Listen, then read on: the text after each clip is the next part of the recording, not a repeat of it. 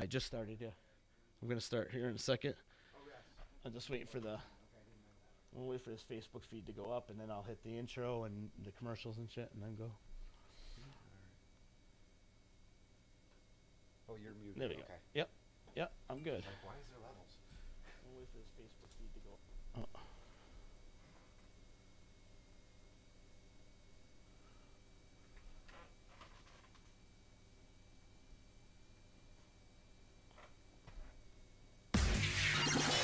The following program is an exclusive Disruption Networks production.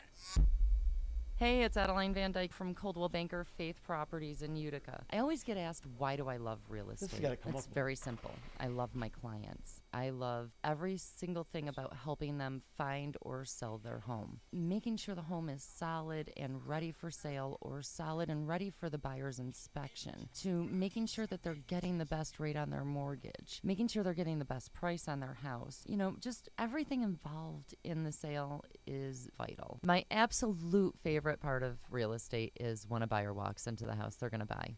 I can feel it before they even know they're loving the house. It's just that obvious. So I'd love to experience that feeling with you. So give me a call. Adeline Van Dyke, Coldwell Banker Faith Properties, 315-404-6431. Or you can find me on Facebook or visit my website at centralnewyork.com/Adeline. Thank you, and I look forward to welcoming you home. When it's your hard-earned money on the line that you are investing into a home, it makes sense to choose a proven professional to assist you in making one of the biggest investments you may ever make. Josh's dedication of over 20 years to the home construction industry allows him to bring knowledge and experience to your doorstep. That means you can feel confident and comfortable with his service to you. Past clients love his attention to detail and thorough written reports. By allowing Priceless Inspections to help you make a well-informed decision concerning your property, you will find that a quality inspection is priceless. Follow Priceless Inspections on Facebook or call 315-525-8725. In the Mohawk Valley, for the best real estate service, you gotta have faith. Coldwell Banker Faith Properties, 315-735-2222 or www.centralnyhomes.com. YOLO, infidels, that's right. It's Hacker Hameen. This is Al Schneer from the band Mo. Hey, this is Corey Glover from Living Color. And you're listening to EC Radio. And you're listening to EC Radio. Live on EC Radio with the Z-Man. So take the pizza out of your fat moron mouth. Sit back and listen before I give you a $5 face slap. You'll never forget, infidels. YOLO. Welcome to EC Radio Podcast. We would like to thank all of our sponsors for joining the Disruption team, and we hope that you will support all of our sponsors. And of course, we appreciate you listening to this program.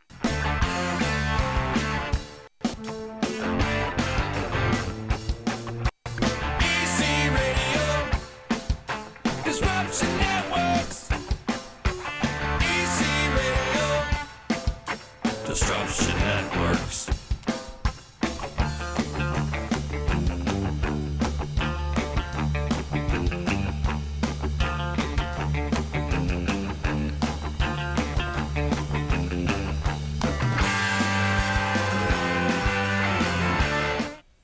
Yeah, always a work in progress here on EC Radio. What up, everybody? It's Monday. Whoa. It's time to disrupt your Monday. EC Radio, live and direct. Check us out. All new website, disruptionnetwork.net. Before we get into anything, I give some love and respect out to Coldwell Banker Faith Property Real Estate. When it comes to buying a home in the Mohawk Valley, you got to have faith. Give them a call today, 315-735-2222. And for commercial and residential properties, log on to centralnewyorkhomes.com for complete and accurate, up-to-date listings. Also, much love and much respect out to our boy, Priceless Inspection, Josh Amodio. Give him a call today at 315-525-8725 for all your home inspections. In-depth and quality detailed reports, thorough inspections, and he pays attention to details. That's Josh's forte because he's been in the construction business his whole life, and he knows the quality home inspection is priceless. Give him a call today if you're looking to sell your home or you're looking to buy a home. Call him today, 315-525-8725. Yeah, buddy, it's me, Z. I hope you're having a good day. I know I am having kind of like a hectic day today. Chicken is with me today. What's up? I got to unmute you. Oh. Or wait, maybe put you up in the mix a little bit more. We got some new equipment going on here on the D, so everything's a work in progress, like always. Can you hear me now? I can hear you now. Awesome. Can you hear you? No. No. Barely. I feel like I'm echoing over here. Better? Let's see. Yeah, a little better. See? I gotcha. I'm trying to figure things out over here. So, yeah, Chicken, good to see you. Did you have a good weekend? I did. I mostly worked all weekend, though. Did you? It's this time change thing's got me all screwed up, man. Like, I left work at 2 o'clock in the morning. By the time I got home, it was 4 in the morning. Yeah. You know, I was like, oh, this sucks. And now I'm trying to, like, get back into normal sleep mode. So going home, going to bed at, like, 4, 5, 6 o'clock in the morning, because I work at the bar. Yeah. Now I'm trying to get, like, acclimated again. It sucks. Also joining us, my man DJ East One is in the house with us. Yeah. If you're watching on the live feed, that's not his name, so we can actually close those out. But anyways, you are just hanging out. But you know what? We got somebody hanging out on the Skype line with us right now, an old friend, an old colleague, and I could use this session today, Chicken, because it's been a go since 8 o'clock this morning with me, and I can use a good laugh yoga session. So joining us from Ho Chi Minh City is an old friend of mine, Dave Berman. Dave, how are you, man? Hey, see, it's so cool to watch and hear you work again because it just takes me back. It was like 20 years, more than 20 years. Yeah, can you believe it? Yeah, we might as well do a little rewind for everybody. Dave and I worked at K-Rock together back in the day. Yeah. We were K-Rockathons. Yeah, was that when you were here, 97? Yeah, just 97. Just for the 1 year you were here? Yeah. For some reason, I thought you were here a little bit longer. But, yeah, that was a fun year, though. Yeah, it was about a year, maybe a little under. Dave, as I like to refer to those years as my blackout years, so. My blackout years. Put up the Skype a little bit. All right, let me see. I got to put you up in the mix a little bit more here, Dave. Boom. Woo. Is that better? Dave, can you hear me now? I hear you just beautiful, fine, yeah. Beautiful. Hey. All right, now I can hear you even better. I got a whole new touchpad, iPad thing going on over here, and it's the first time I'm using it, so chances are there's going to be technical difficulties. Well, I'm totally impressed by how many platforms you're using here and mixing and matching. I mean, it's really impressive. I mean, we didn't have anything like that 20 years ago. Oh, I know, man. Hey, when we got started, we had to use like razor blades and tapes and stuff just to reel to spice things together. Those were the days, right? Then you get to the advanced stuff with the carts. Yeah, right. Yeah, the carts were the advanced stuff, right? In fact, I remember when mini disc became prevalent out there, and mini discs were like so popular. Now, have you seen a mini disc in years? The DAT form, remember the DATs? Yeah, the old DAT tapes. Yep. So David does this really cool thing, and we've talked to him before, probably about a year ago, right, Dave? Yeah, I think I was in India then. It was a little over a year ago, early 2017. Early 2017. Dave does this really cool thing where he's traveling the world. Amazing. And he's creating world peace by one laugh at a time. I'm with that. I'm telling you, man, this guy's got it going on. That's Dave, awesome. Explain to everybody exactly what laugh yoga is, and explain also how you got into this whole thing. All right, so it's laughter yoga. It started in India. Yeah, it started in India in 1995 with Dr. Madan Kataria, and awareness that laughing feels good, laughing has health benefits, and then kind of figuring out that we don't even need anything to be funny for that to be true.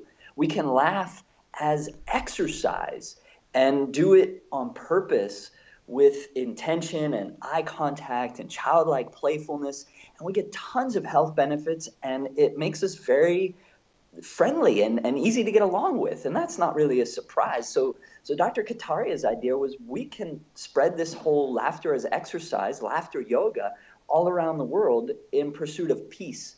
And so a couple of years ago, I started making laughter demonstration videos every single day.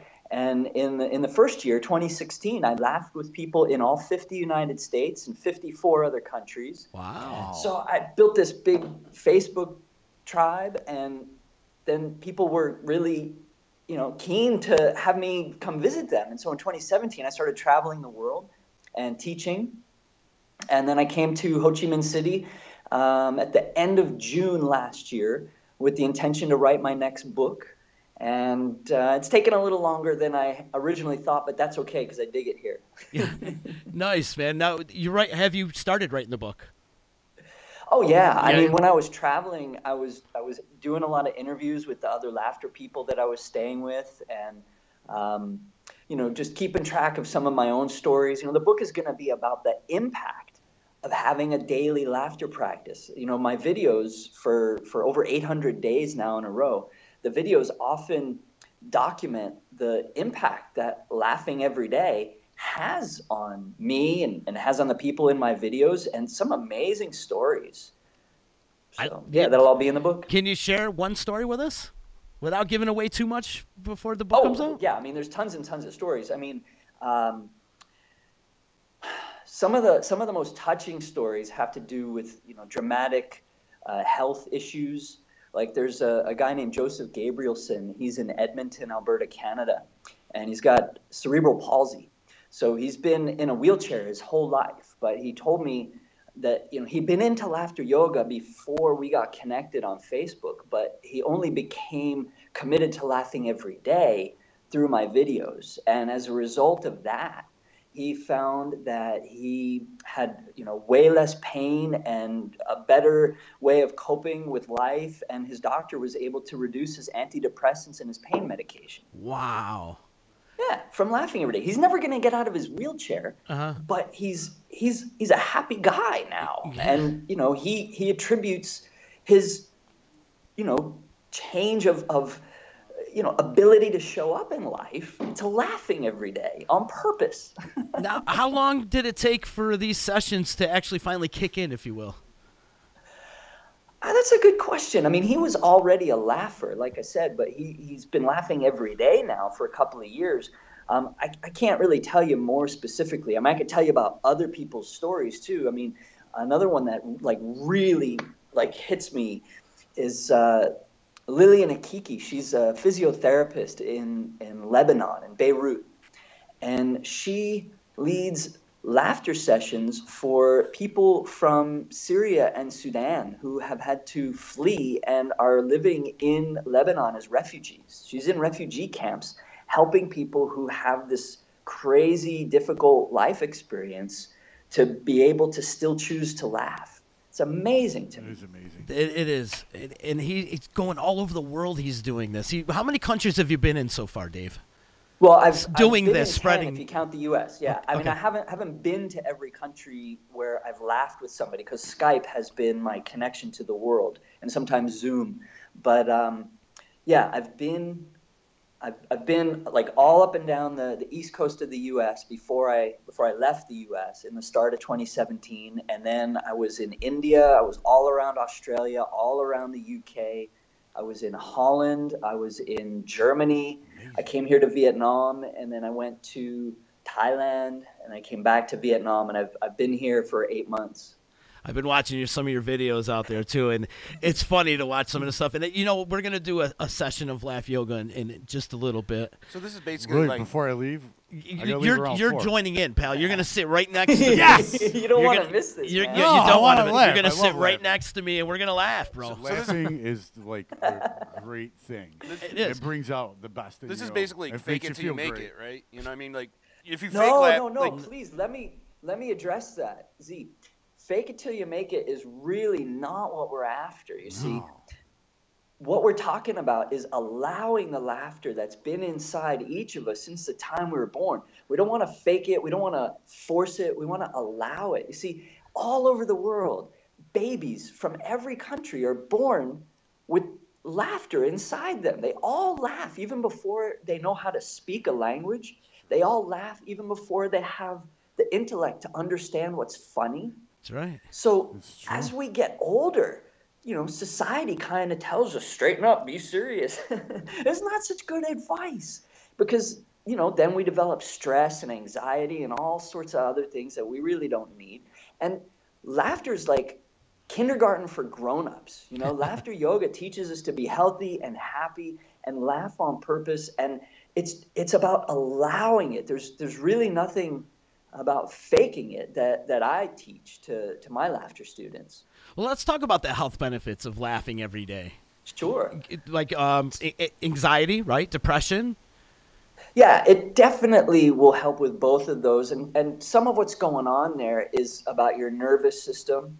So like when you're laughing, you're stimulating something called the vagus nerve. It runs from your gut all the way to your brain and around all your major organs, and it totally activates your parasympathetic nervous system. So this shuts off your fight or flight response. So it's a great way to counteract panic attacks and anxiety. Just naturally laughing will shut that stuff down. You know, it also reduces the cortisol, which is your stress hormone, and it boosts a bunch of different happy hormones in your brain. Dopamine for pleasure, oxytocin for bonding with people, serotonin for your mood, endorphins for your energy and lowering pain. So all this stuff happens naturally just from laughing, even on purpose. And that's just a beginning. And you get a good stomach exercise in too, right? You contract your stomach muscles. Totally. Right. Totally. There's not one bad benefit. It's good for your core. It builds your lung capacity. It dilates your blood vessels, so your circulation improves. It pumps your lymphatic system, which is how you drain toxins out of your body. Yeah, it's just good all around. I mean, laughter is the best medicine, right? Absolutely. 100%. It is. 100% on that. Now, Dave, do you go to like comedy stores or any kind of comedy events with some of your people to like laugh, or have you ever done that before? Like some kind of like, you know, would it be like a field trip or something? I never have, actually. I dabbled in some stand-up when I moved to California after I left upstate New York, and also improv. But this was before I knew about laughter yoga. And then I just recently started playing around with a little bit more improv, but I couldn't hang with the people. Like it didn't work for me. They were all like, you know, stressed out and worried about, you know, how the audience would receive them. I was just like, no, this isn't for me. Like, I don't care. I don't care how people receive me. I'm going to laugh no matter what. And I'm not concerned about looking silly or, you know, like our performance. Like, here's your first lesson. I mean, you've done this a little bit with me before, but if everybody would just take your index finger like this. Okay. Go ahead, Z, I can see you. All right? And then just turn it around. Okay. And then angle it this way so it's pointing at your face. Okay.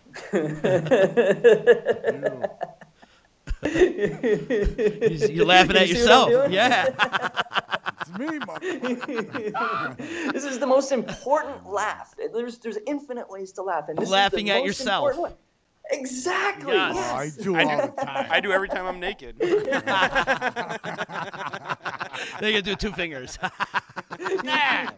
Hey, who's got two fingers likes to laugh? This guy. This guy, yeah. Now you got the thumbs, you got the fingers. Yeah. Chicken says he does that every day when he look at himself in the mirror naked every day. I'm not commenting on that. This guy. This guy right here. Love it.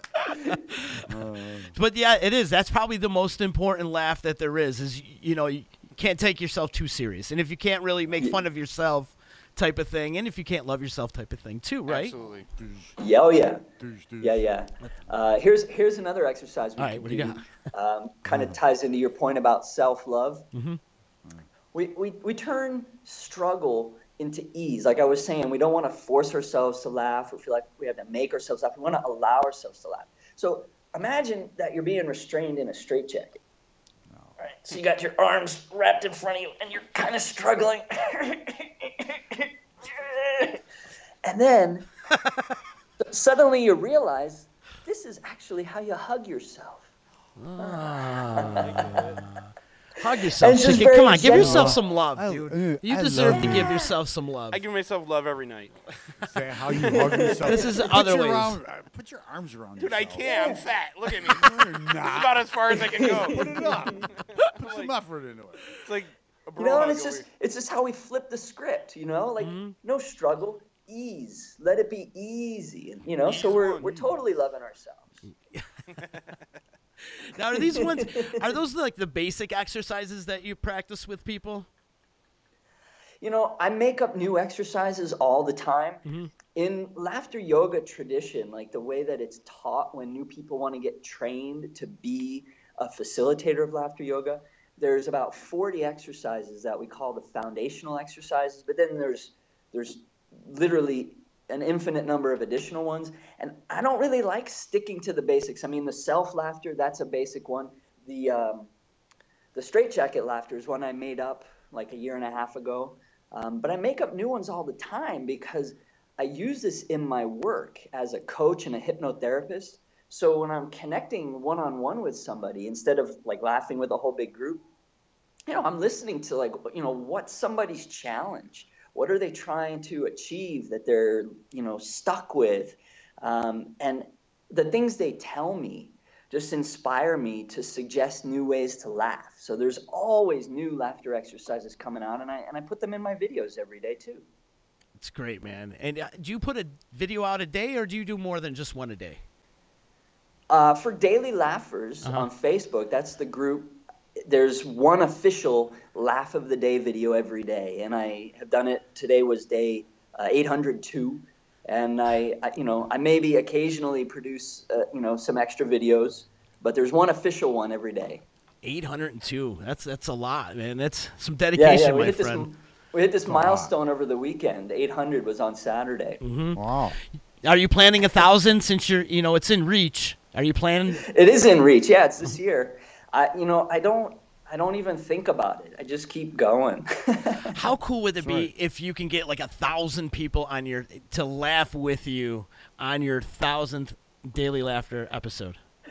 Yeah, that would be pretty great. I can't remember exactly when it was. Sometime last year, Dr. Kataria set a Guinness record for the most people in one laughter session. It was at some like a boarding school or something in India, and he had like over 16,000 kids assembled in this field, and he instructed them in laughing for 15 or 20 minutes. It was awesome. I watched it on Facebook. 16,000! Wow, that's amazing. It is amazing. That's amazing.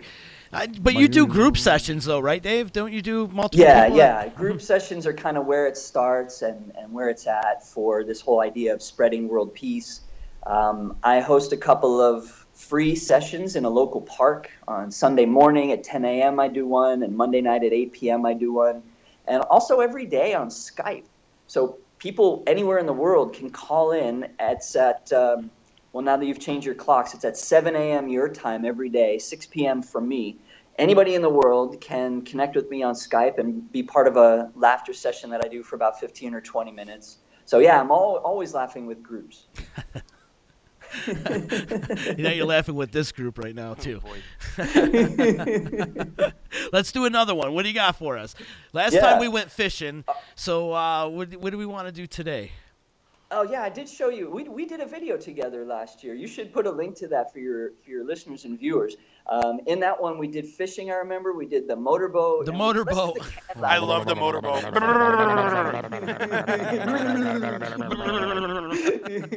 Well, let's have some drinks, eh? Yeah. We'll do the canned laughter again. Okay. So what we do in this one is we each imagine that we have a can, and we're gonna pop it open, but one at a time. So like I'll pop open my can, and I'm gonna be delightfully surprised at whatever kind of laugh comes out of my can, and you guys will all imitate my laugh until I close the can. Okay. And then Z, you open your can, and some other kind of laugh will come out, and we'll all copy your laugh until you close it, and then Chicken can go. Okay. So all right. So here we go. I'm gonna open my laugh, and you guys copy it.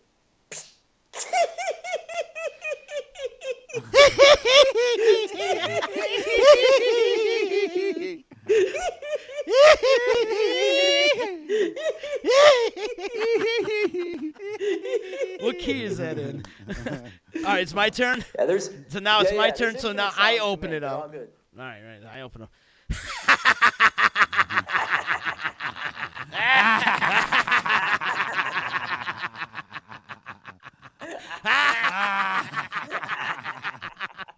All right, your turn, Chicken. My turn? Yeah, you gotta get that can open. What do you got, Chicken? I got can. Oh man, my can's a can of whoop ass. Now I'd be like.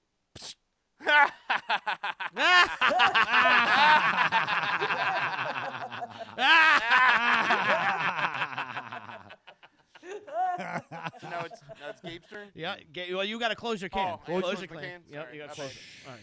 Everybody, listen. Or empty it. It's okay.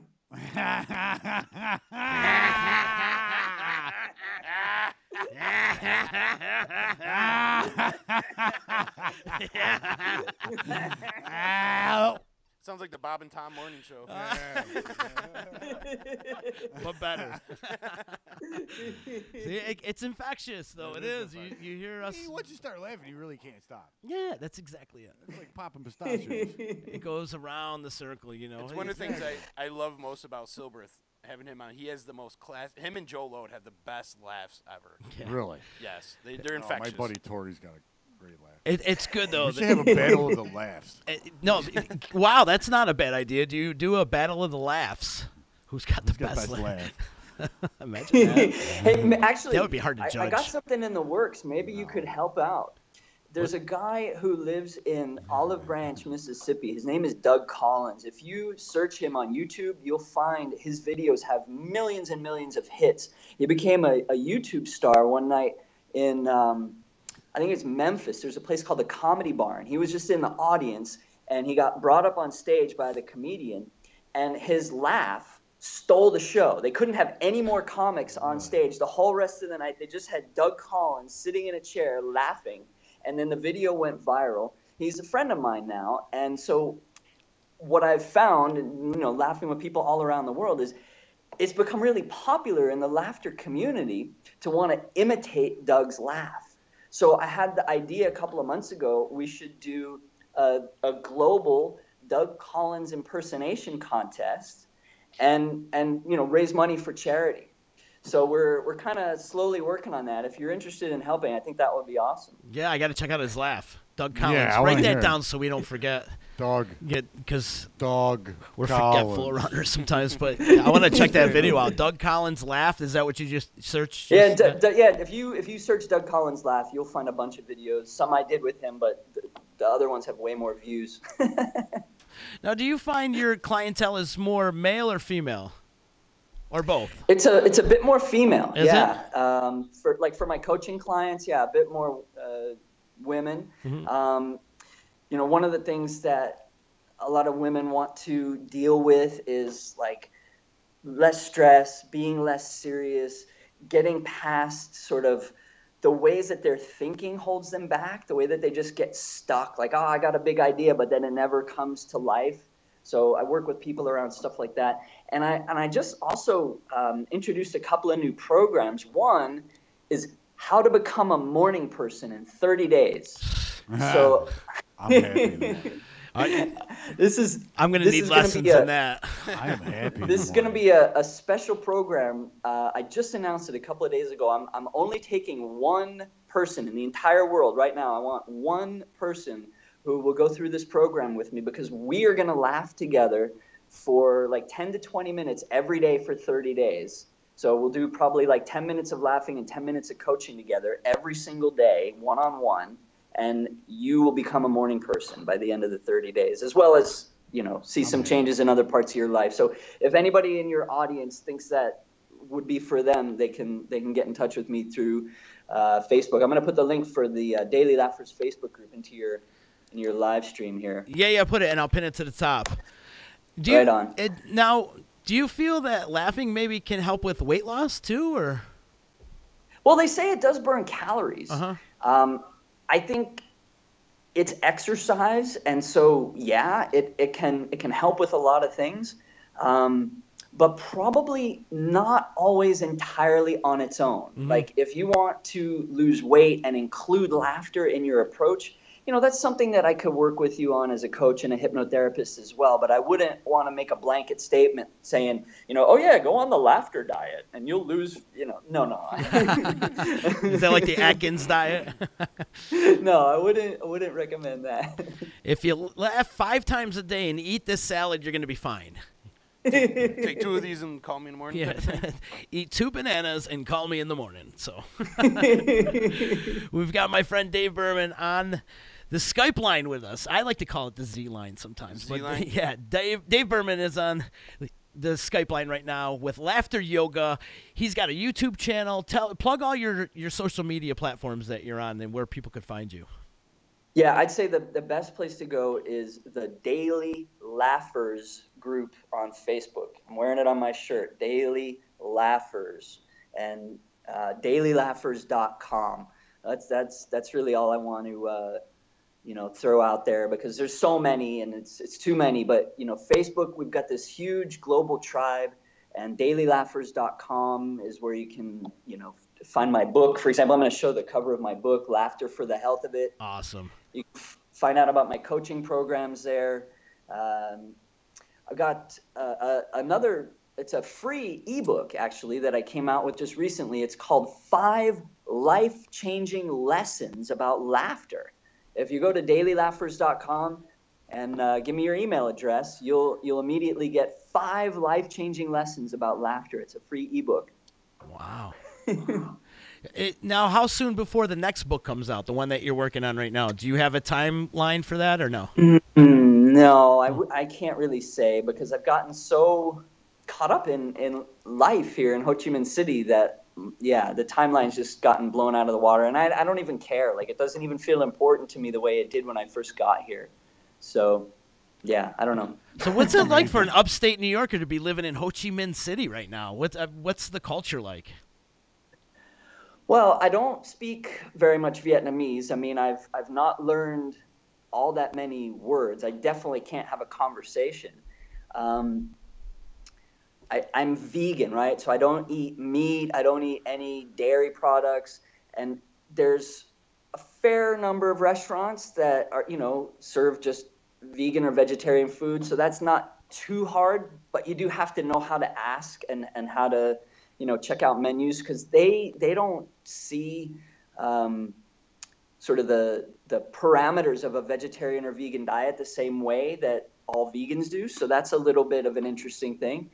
Another cultural thing I've noticed is that, whereas, we might greet each other with a hug or, somebody that you haven't seen in a long time or a casual friend, like hugging in the U.S. is a greeting. But it's not so common here. That's something that's reserved for a bit more intimate relationships or families.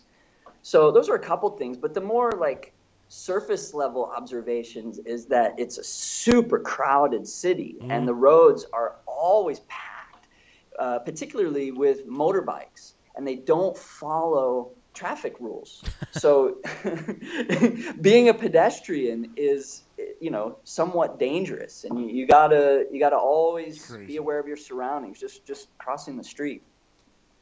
I imagine there's a lot of cultural differences between there and here. I imagine. But for the most part, do they treat you pretty good though, right? Oh yeah, I've never I guess I got one story where it seemed like things got a little bit dicey. And all right, so this gives you a couple cultural things. So I'm walking down the street one night and there's a group of people sitting at a little plastic table on these little plastic seats that are just a few inches off of the ground, and that's very common. And they're pounding beers and they're singing karaoke. They've got their own little amp and they're going off of YouTube and they're singing karaoke, all common stuff. And I'm just walking down the street, and they wave to me and invite me to join them. So I don't know any of them.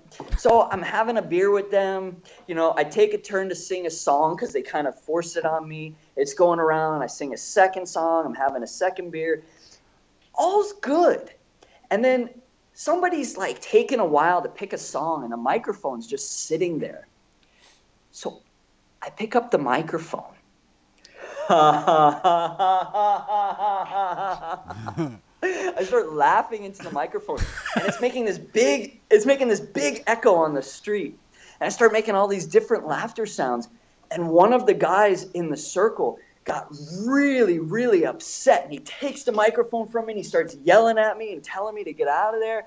And the rest of the guys in the circle are like, no, it's okay. They like me. They thought I was fun and playful. But this one guy, I think he was like spooked by the sounds that I was making. And I felt like, you know what, I don't want to be a source of conflict between anybody ever. So I just bowed out and I left.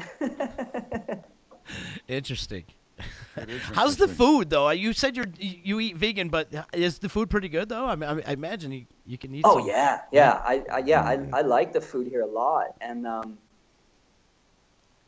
there's restaurants everywhere. Yeah. I mean, not just like in commercial districts, and not just like interspersed with houses. You know, like in New York City, they talk about street meat. Well, there's that like times infinity here. But you don't know what you're eating. Yeah, right. A lot of times you don't know what you're getting. And so, you know, for me, like, that's not my scene. But yeah, food is just everywhere here. I love street meat. I do. Like, go to New York City. I love street you meat. like street I don't know. I don't care if it's rat or whatever. I'd be a little hesitant going to Vietnam eating street meat. Yeah. You don't know what Just because Bourdain does it doesn't mean you can do it. It's the chance you're taking, actually, you know? Be close to a toilet. That's all. Dave, I know what time is it over there? It's like 4 o'clock in the morning, isn't it? No, 2:35 a.m. It's 2:35. So we were 12 hours ahead of you. Now we're 11. Okay, because we set the clocks ahead. Yeah, but you know, I keep crazy hours, man. I'm usually up until like 5, 6, 7 in the morning, and then I sleep till like noon or 1 o'clock. It's so hot here all the time, so I don't really like to be out so much during the day. Yeah, take me through your day. Like, you get up in the morning. What are you doing? Are you right away going into laughter yoga sessions, or? Well, I don't get up in the morning. I get up in the afternoon. But it's always the morning. When you get up, it's always morning. I'll sleep till 5 o'clock in the afternoon, and it'll still be the morning. I'm like, good morning. It's 5 o'clock in the afternoon. Anyways, continue. So before I started making laughter videos and writing books and even bringing laughter into my coaching, the very first thing that I did when I got, you know, kind of hip to laughter as a social thing, you know, for health and exercise and peace, I started laughing on my own as a morning wake-up ritual. And I'll show you how I do it, and you can do this with me if you want. Okay. I stand in front of the mirror, and I gently tap, starting with my head. I'm going to tap all over my body and just gently giggle.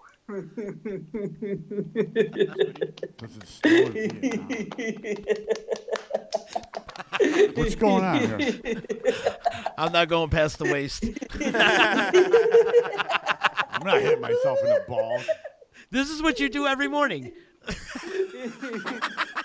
You want to learn how to be a morning person, dude? I'm telling you, I'm your guy. This is what I do for like 1 to 2 minutes, just to get the blood flowing, you know. But yeah, I start out laughing every day, and then I pound a bunch of water, and that's the start to my day. I am like wide awake and ready for anything, you know, within minutes of being out of bed.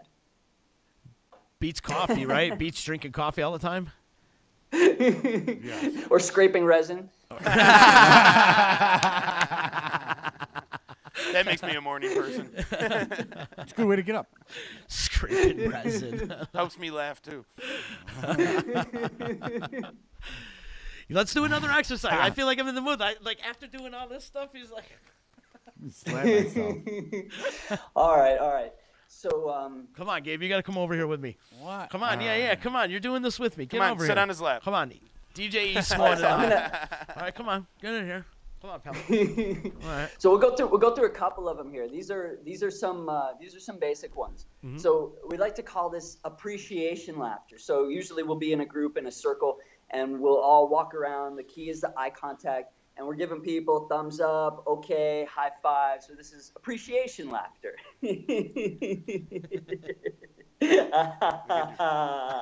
Sorry, I'm running a delay.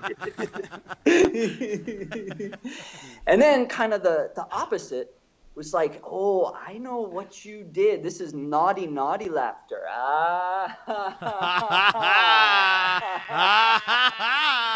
I know what you did. I know what you did. All right. And then from India, we have this gesture where we cross our arms and hold our earlobes. This is forgiveness laughter. It's almost like you're hugging yourself. You are uncoordinated. That's you're hugging yourself again. More self-love. Yeah, I guess it's similar. It's a little higher on the earlobes. But here's some crazy stuff that you guys can play with another time. I would love to get a message someday saying that this came up spontaneously in another one of your shows.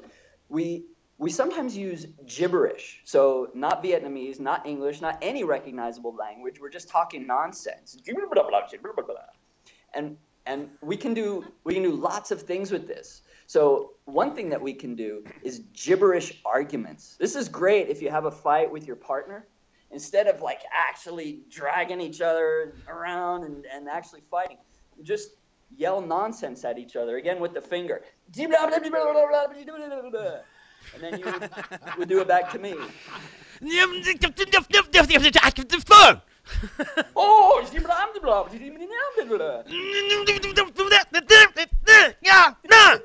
Just reminds me of like Family Guy. Bubbly, bubbly, boo. Bubbly, bubbly, boo. We get in a lot of fights around here. I think that's what we're gonna do. It's hard to stay serious and hard to stay angry with the gibberish arguments. Another way that we use gibberish actually is to tell jokes. Like, we don't need jokes to make us laugh. We don't need the humor because we can choose to laugh, but we can use sort of like the delivery style of a joke all in gibberish, and then it's the inflections that give us the cue about when to laugh. So it might be like,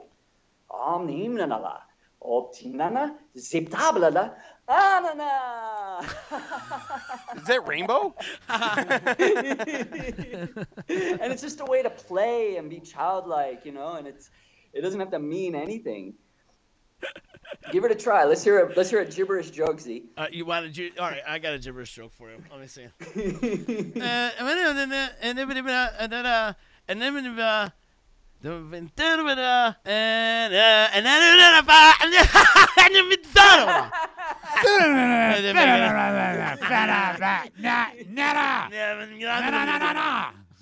JP Miller just checked and he said, if you tuned in right now, you'd be saying, "What the fuck?" That's true. That's true. These guys they did tip into UC again.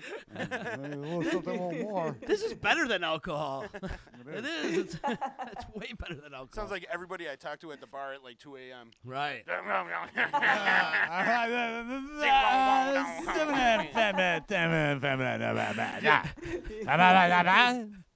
Everybody's saying something, but nobody's making any sense. Oh, yeah, it's perfect. Typical, like, 2 o'clock in the morning. I'm like, the bathroom's over there. Typical 2 o'clock in the morning bar talk. Exactly. These fellas.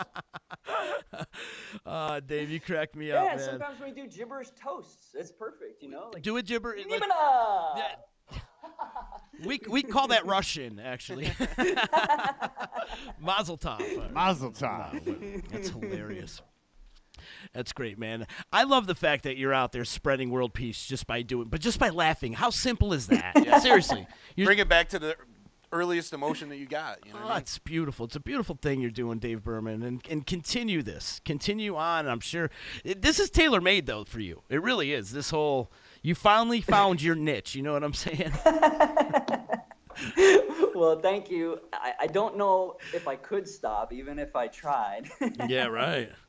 I mean, the laughter, you know, like I said, I started going to laughter yoga just like most people do because there was a local weekly laughter yoga class. Uh-huh. And then I loved it so much. It became an everyday thing for me, and I saw so much value in it. I started introducing it to my clients, you know, for coaching and hypnotherapy, and everything just kept growing one step at a time, you know. And you know, not just this book, Laughter for the Health of It, but also I created a course with a colleague of mine called Laughnosis. Laughnosis, yeah, where we've really explored and explained how laughter is hypnotic. So laughter is a fabulous tool for helping people create the change that they are seeking when they come for hypnotherapy and coaching. So we've gone so deep into like innovating new methods around laughter, and we've touched on it a little bit and a lot more on kind of the basics, which is totally cool. But this is such a rich and deep topic, and there's some research that's, you know, already out there about these health benefits, but there's more in the works. And I guarantee you in the next 5 years, you're going to hear and see lots and lots of additional science supporting reasons for laughing and the ways of using laughter that, you know, we're talking about pioneering here through Daily Laughers. You're definitely a laughing pioneer, my friend. Hey, I'm getting a text. Somebody wants to know if Daily Laugher is available in upstate New York. Is there like a laugh yoga session classes anywhere around here? There are laughter sessions all over the world, and if you go to laughteryoga.org, this is like the world headquarters in India, laughteryoga.org has a directory of laughter clubs everywhere. So I don't know off the top of my head where the nearest one is to Syracuse or Utica, but you can search in the directory. Awesome. And it's not always up to date. So if you don't find what you're looking for, come into the Daily Laughers group on Facebook and introduce yourself. Say, you know, hey, I'm new to laughter, and you know, wherever you are, and somebody will let you know where the nearest place to laugh is. And if not, you just join me on Skype every day. Yeah, you're doing it every day, and I love it. Yeah. You laughing son of a bitch, you. Dawn Boyce in Bartle Army checked in. She said laughter is the best medicine. Yeah, thank you, Dawn, for checking in. Laughter is the best medicine. Absolutely. Yeah. You know, and it's got a lot of health benefits, and like we discussed earlier, and contracts the stomach muscle. So if you laugh long enough, chicken, you might actually get a six-pack. You ever see some of these people that look like if they laugh, their face would break? Yeah. You know what I mean? Those are the people that need it the most. You know? We can use some laughing going on in our local government, and our national government. And our national government as well. Federal government too. We won't even go there. One more time, Dave, before we get out of here, tell everybody where they can find you on the internet, the interweb, and social media and all that. Yeah, awesome, man. Thank you. So dailylaughers.com. If you can see my shirt on the Skype feed, dailylaughers.com is my coaching website, and that'll take you to all my social media. The main one is on Facebook. We've got a global tribe of thousands at Daily Laughers on Facebook, and everyone's welcome. Hit me up in there and let me know that you heard this show or watched this show, and how much you love EC Radio. Thanks, buddy. Nice. And can they set up appointments through your website?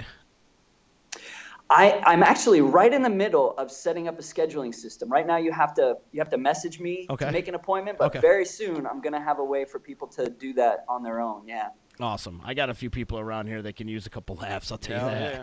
There's a long, long list of them. But you actually helped me today, my friend, because I was in one of those hectic moods where I just been nonstop go, go, go, go. And now I feel a little more at ease, so thank you. Yeah, thank you. I appreciate it. Yeah, you guys are welcome. I appreciate getting the chance to hang out with you and share this stuff. I'd love to come back anytime. And, keep watching the videos. Of course. We've got a new one every day. Yeah, absolutely, man. Dave Berman, this has been a lot of fun, my friend, and we got to do this again. We got to plan it not so like a year apart from each other, you know? I think it needs to happen a little bit more sooner than often. I still always love being on the radio, and I'd be happy to come back anytime. How's the music scene in Ho Chi Minh City? Have you got out to check any local music? I've been out a couple times, but it's grim, man. I haven't really been kind of dialed into anything. I see people doing karaoke on the street constantly, and there's no appreciation for how loud it is for everybody else. I can imagine. Right on, brother. Well, do you plan on coming to the States anytime soon? No. At least wait another 3-4 years. I don't blame you. Well, when I left, I said two things. I said I'm going on an indefinite international laughter adventure. Mm-hmm. Indefinite, meaning, unknown time period. And I said I'm going to browse the planet for a new place to call home. So this is home until further notice, probably not forever.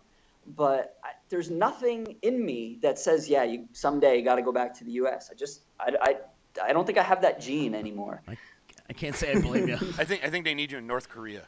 I need you all over. Well, continue to do it, man, and thanks again for coming on. And do me a favor too. Can you just share this video when you're done and get it out there to the masses, if you will, please? Yeah, of course, man. Great, my friend. Thank you guys. Please keep in touch too. Yeah, will do. Excellent. Great to see you, my friend. We're going to take a break in just a little bit, and then we're going to come back. We're going to talk some SU Orange. Cuse made the tournament yesterday. I seen that. They made the tournament. It's unbelievable. We're going to talk about that. We're going to talk about Sports Express. We got a couple giants in the house with us right now. Yeah, we do. A couple. There's probably about 72 foot of men in here right now. I see. There I am pressing buttons again. Yeah, I don't even know what I'm it. pressing. Did the whole new system, chicken? I'm kind of screwed up. Button pressing. Yeah, you hang. It's EC Radio. You know what the hell you're listening to? It's EC Radio. Hey, it's Adeline Van Dyke from Coldwell Banker Faith Properties in Utica. I always get asked, why do I love real estate? It's very simple. I love my clients. I love every single thing about helping them find or sell their home. Making sure the home is solid and ready for sale, or solid and ready for the buyer's inspection, to making sure that they're getting the best rate on their mortgage, making sure they're getting the best price on their house. You know, just everything involved in the sale is vital. My absolute favorite part of real estate is when a buyer walks into the house they're going to buy. I can feel it before they even know they're loving the house. It's just that obvious. So I'd love to experience that feeling with you. So give me a call. Adeline Van Dyke, Coldwell Banker Faith Properties, 315-404-6431. Or you can find me on Facebook or visit my website at centralnewyork.com/Adeline. Thank you, and I look forward to welcoming you home. When it's your hard-earned money on the line that you are investing into a home, it makes sense to choose a proven professional to assist you in making one of the biggest investments you may ever make. Josh's dedication of over 20 years to the home construction industry allows him to bring knowledge and experience to your doorstep. That means you can feel confident and comfortable with his service to you. Past clients love his attention to detail and thorough written reports. By allowing Priceless Inspections to help you make a well-informed decision concerning your property, you will find that a quality inspection is priceless. Follow Priceless Inspections on Facebook or call 315-525-8725. In the Mohawk Valley, for the best real estate service, you gotta have faith. Coldwell Banker Faith Properties, 315-735-2222 or www.centralnyhomes.com. You're listening to EC Radio on the Disruption Network. They brought their fucking toys with them. I'd rather have them playing with their toys than playing with themselves. They're too dumb to play with themselves. Disruption Networks. Hey, it's Adeline Van Dyke from Coldwell Banker Faith Properties in Utica. I always get asked, why do I love real estate? It's very simple. I love my clients. I love every single thing about helping them find or sell their home. Making sure the home is solid and ready for sale, or solid and ready for the buyer's inspection, to making sure that they're getting the best rate on their mortgage, making sure they're getting the best price on their house. You know, just everything involved in the sale is vital. My absolute favorite part of real estate is when a buyer walks into the house they're going to buy. I can feel it before they even know they're loving the house. It's just that obvious. So I'd love to experience that feeling with you. So give me a call. Adeline Van Dyke, Coldwell Banker Faith Properties, 315-404-6431. Or you can find me on Facebook or visit my website at centralnewyork.com/Adeline. Thank you, and I look forward to welcoming you home. When it's your hard-earned money on the line that you are investing into a home, it makes sense to choose a proven professional to assist you in making one of the biggest investments you may ever make. Josh's dedication of over 20 years to the home construction industry allows him to bring knowledge and experience to your doorstep. That means you can feel confident and comfortable with his service to you. Past clients love his attention to detail and thorough written reports. By allowing Priceless Inspections to help you make a well-informed decision concerning your property, you will find that a quality inspection is priceless. Follow Priceless Inspections on Facebook or call 315-525-8725. In the Mohawk Valley, for the best real estate service, you gotta have faith. Coldwell Banker Faith Properties, 315-735-2222 or www.centralnyhomes.com. YOLO, infidels, that's right. It's Hacker Hameen. This is Al Schneer from the band Mo. Hey, this is Corey Glover from Living Color. And you're listening to EC Radio. And you're listening to EC Radio. Live on EC Radio with the Z-Man. So take the pizza out of your fat moron mouth. Sit back and listen before I give you a $5 face slap. You'll never forget, infidels. YOLO. Welcome to EC Radio Podcast. We would like to thank all of our sponsors for joining the Disruption team, and we hope that you'll support all of our sponsors. And of course, we appreciate you listening. What's up, everybody? It's EC Radio. We're live on the uncensored channel of DisruptionNetwork.net. Not that that matters anymore, No. huh, Chicken? It doesn't. I was just so used to saying that it just came out. But it's me, Z. Chicken's joining me right What's now, up? as always, and we got some tall men in the house right now. Yeah, you think? I got to make sure I got them not muted here, and so yeah, we're dealing with new equipment today. Everything's touch screen, so technical difficulties are pretty much going to happen. So I'm going to tell you right now, Roosevelt, Bouie, Dale Shackleford, two Syracuse basketball legends in the house with us. Gentlemen, thank you so much for coming in. I appreciate you guys coming. Always, we appreciate it. Well, let's see. Let's get you up a little volume, up a little more too.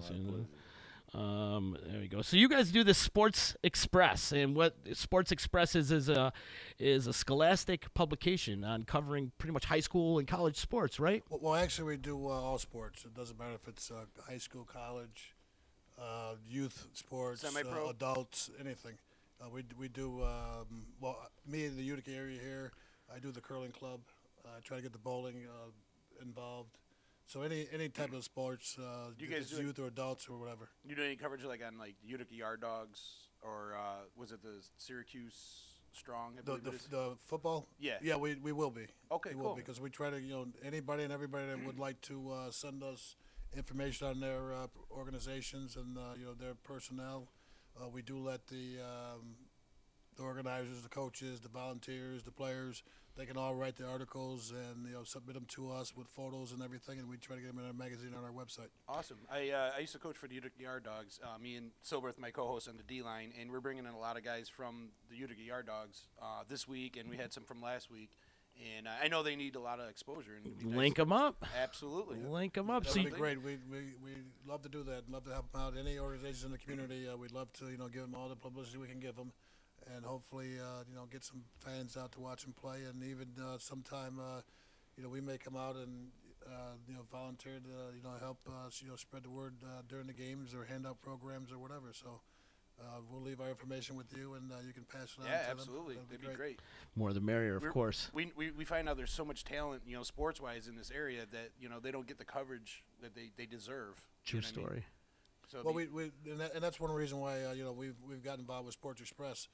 Most of the local papers and TV, radio, they don't cover a lot of the sports in the area for local sports. They all want to, of course, do the professional sports and college sports, and there's a lot of athletes in the area that don't get the recognition that they deserve and don't get the opportunities to.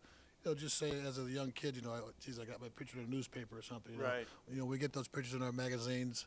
We get them on our webpage, and they're all archived. So if you got a family member on the other side of the country, they can go on our website and pull up that issue of that magazine and go through it page by page. You can see the advertisement, all the articles, and they'll always be there. What's the website address for everybody to know? It's sportsexpress.com. My link is Utica, Roosevelt's Rochester, and we have Syracuse also. And that's sports, S-P-O-R-T-S. There's no E, X-P-R-E-S-S in Express. Rosie, are you originally from Rochester? I'm from the Rochester area. I actually went to school out in Kendall, which is about that big. And I moved back out there because I'm a tad bit no. Yes, he is. I'm a country boy, so I fish and shoot guns and do all kind of stuff out there. I'm right there with you. I live out in the country too, so I don't blame you. Don't blame me there at all. You need our peace and quiet and get away from society because it's definitely gone mad as of late. That's for damn sure. So, Rosie, let's talk about you really quick, man. Your jersey's hanging in the dome right now as we speak. Yeah, that was, I guess, I was pretty fortunate because if it wasn't for players like Shaq and Ed and Lou, I play a position that is dependent. I can't bring the ball to the floor. I can't pass the ball to myself. So I had that. But actually, I probably could have. I thought of it. No. It was, when we came into Syracuse, that was, I just walked down the court, and this guy sitting next to me said, "Hey, nobody's greater than the team." That was my first introduction to Syracuse basketball, and that was one thing that I took with me from from Syracuse on. And if you play basketball that way, you know, you can have a lot of fun at it, and your teams can be successful. Absolutely. And you guys were like the pioneers, too, just before like the Big East started. I mean, you guys played just before the Big East's inception. Is that correct? Oh, I did. Did the Big East start when you were there? We had 1 year. It started, but it didn't get a bid to the tournament afterwards. Yeah, so it was a year, the year after me. A year after you. Big East, yes. Can I ask you something? Like, do you feel like the decline of the big man in basketball, like, now you got centers that are shooting 3-pointers instead of, you know, like centers and power forwards. They want to bring the ball up. Mm-hmm. They want to shoot 3-pointers, but they don't want to rebound. They don't want to box out. They don't want to, like, you know, go into that triangle offense anymore. Like, that's what bothers me now about basketball today. I feel like the big man isn't being utilized the way he should be. I feel like the big men are more athletic nowadays. I'm glad you brought that up because Roosevelt and I this summer we're going to be running a lot of big men camps. Good. And we're going to get back to old school basketball. You know, getting the ball inside. You know, getting a little physical, playing with your back to the basket a little bit. We got into a situation where everybody wants to be a European and, you know, be a stretch 4, stretch 5, and shoot threes and all sorts of jumpers, and we have no rebounders.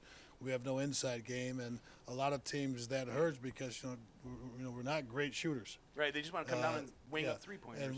And we've got a lot of players that they understand the game, but let me rephrase that: they can play the game, but they don't understand the game, and I think that hurts a lot of teams right now because I mean even from high school on, there are not many teams, or if any teams, and that's even in the pros, that you've got players that play dominantly with their back to the basket. Mm-hmm. Everybody wants to face up and shoot the jump shot. Everybody wants to be the finesse player, and then all that dirty stuff's gone. When the days of Barkley and Moses Malone and guys like that. They play with their back to the basket. Kevin McHale.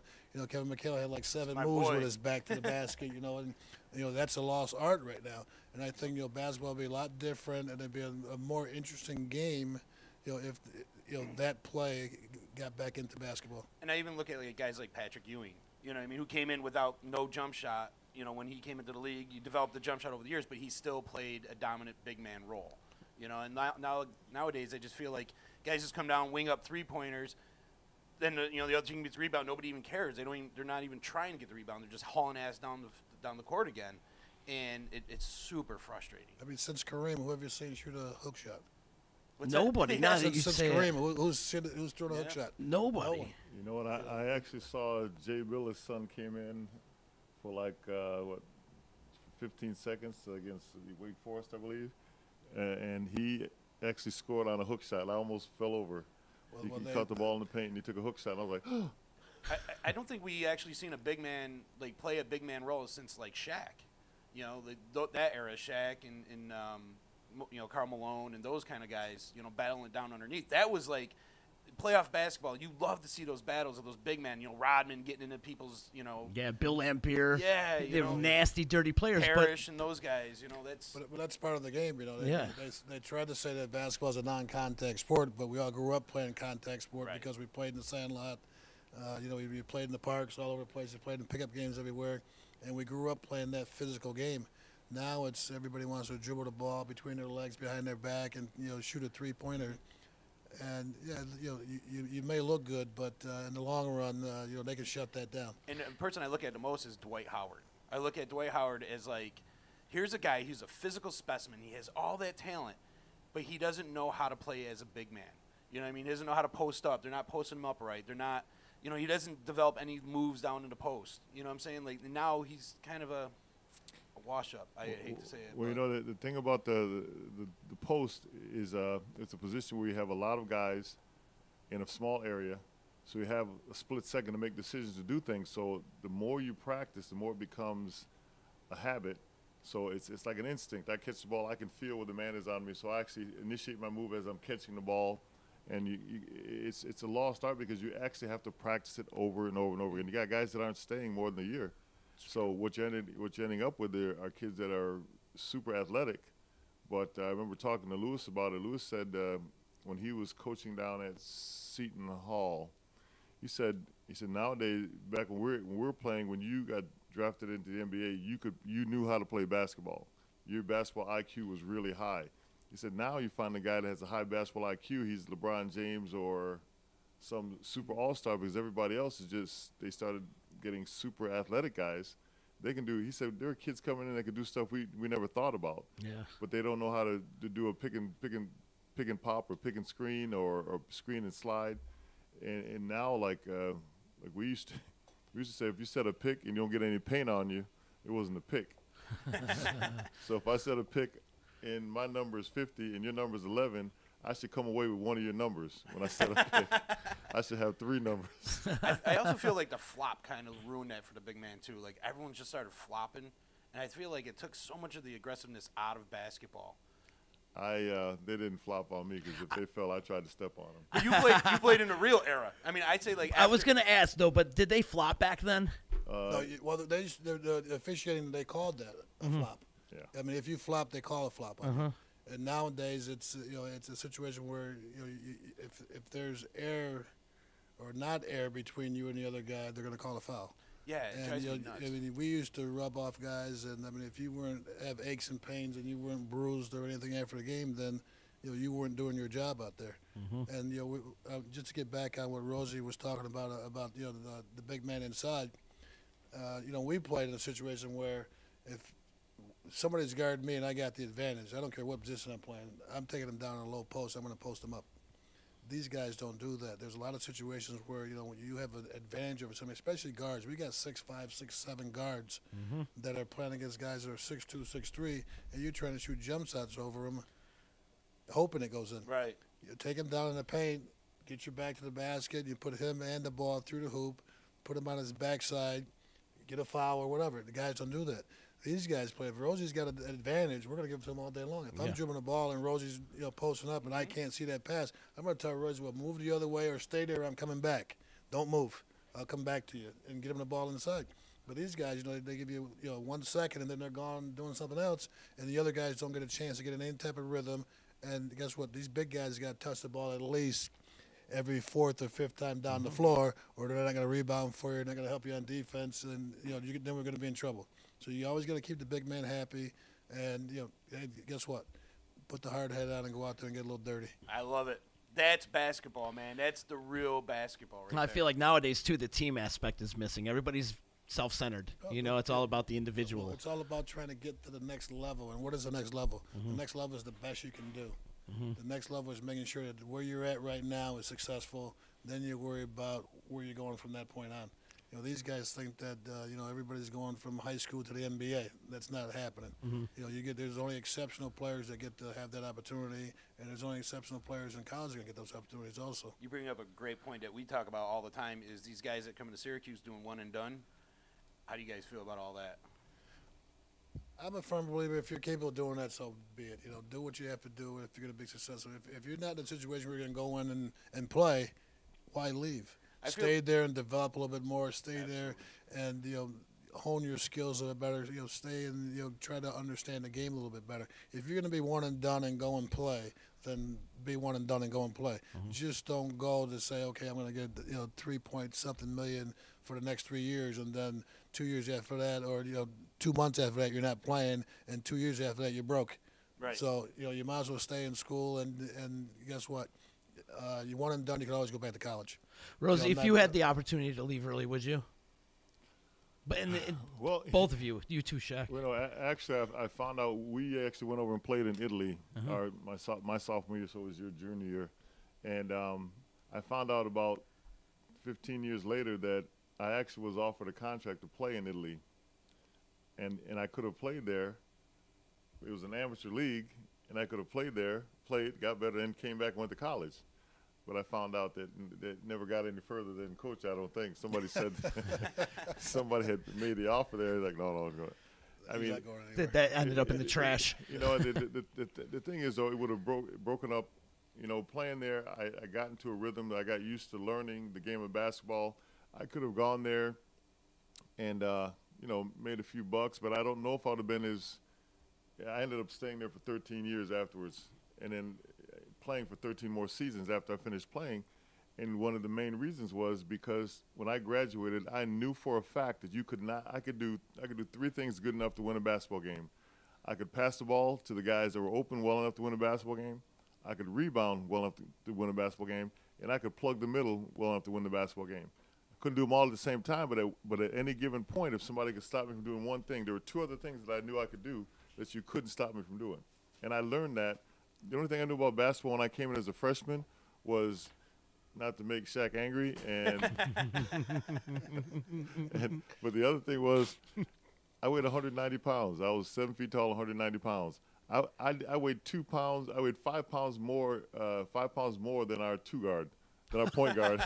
So Ross Kendall, I was like, who am I going to muscle? So I walked into the gym. I was like, we started doing the running drills, and we had guys that were 6'6", 6'7", 225, 230, full beards. I had no facial hair. I had the turtle wax shine, and I looked at these guys. I was like, I can't out-muscle anybody out here. So we started doing drills. We started running, and they started sucking wind. And I was like, thank you, Jesus. I started running and running. I stopped running when I graduated because I was like, you gotta figure out what is it that I can do to help me be successful. I said, you can't hit what you can't catch. So you got to be flexible. Yeah. Shaq, what about you? If you had the opportunity to leave early, would you have? That's a tough question because I've always felt on every level that I played on, it was a team game, and I'm only as good as the other guys on my team. And I love that, by the way. I'm a diehard fan of Clint Eastwood. A good man knows his limitations, and without those other 4 guys on the floor, and without those other 8 or 10 guys in practice every day, I'm very limited. I couldn't go out and win a game by myself, so I had to keep working hard with the guys I was with, and understand that it's going to take 5 of us and 10 more guys on the bench to help us win ball games. So, for me to leave and say, I'm going to be a pro, would be, for me, it would have been stupid because, first of all, I wasn't that good enough. I wasn't a great shooter. I needed other people around me to be successful, and that's where all my success came from, was for the other guys I had around me. I feel like that's a missing piece, too, now, is everybody wants to be Sports Center. Everybody wants to be the star, and nobody wants to put in the work to be, the blue-collar guy, the guy doing the dirty work down low. There's one, before I forget this, there's one thing that I wanted to make a comment about. Marek Dolezaj, he had a record game, and they asked him to go over and be the interview him after the game. He said, "No, thank you." Went in the locker room. I looked at him. I was Last Wednesday. Yeah. I said, you know what? I always liked the way he played and his attitude, and they sent the reporter there to get him to talk to him about his the greatest game and everything, and he just had a smile. He's like, "No thanks." He just turned around and walked to the locker room. I was like, yes. Yeah, the boy. And I'm a firm believer, also, and my father taught me a good lesson when I was younger. Don't take anything for granted. Mm-hmm. I was averaging 36 points a game in 8th grade. Oof. And we played a team the second time around, and I had 4 points at halftime.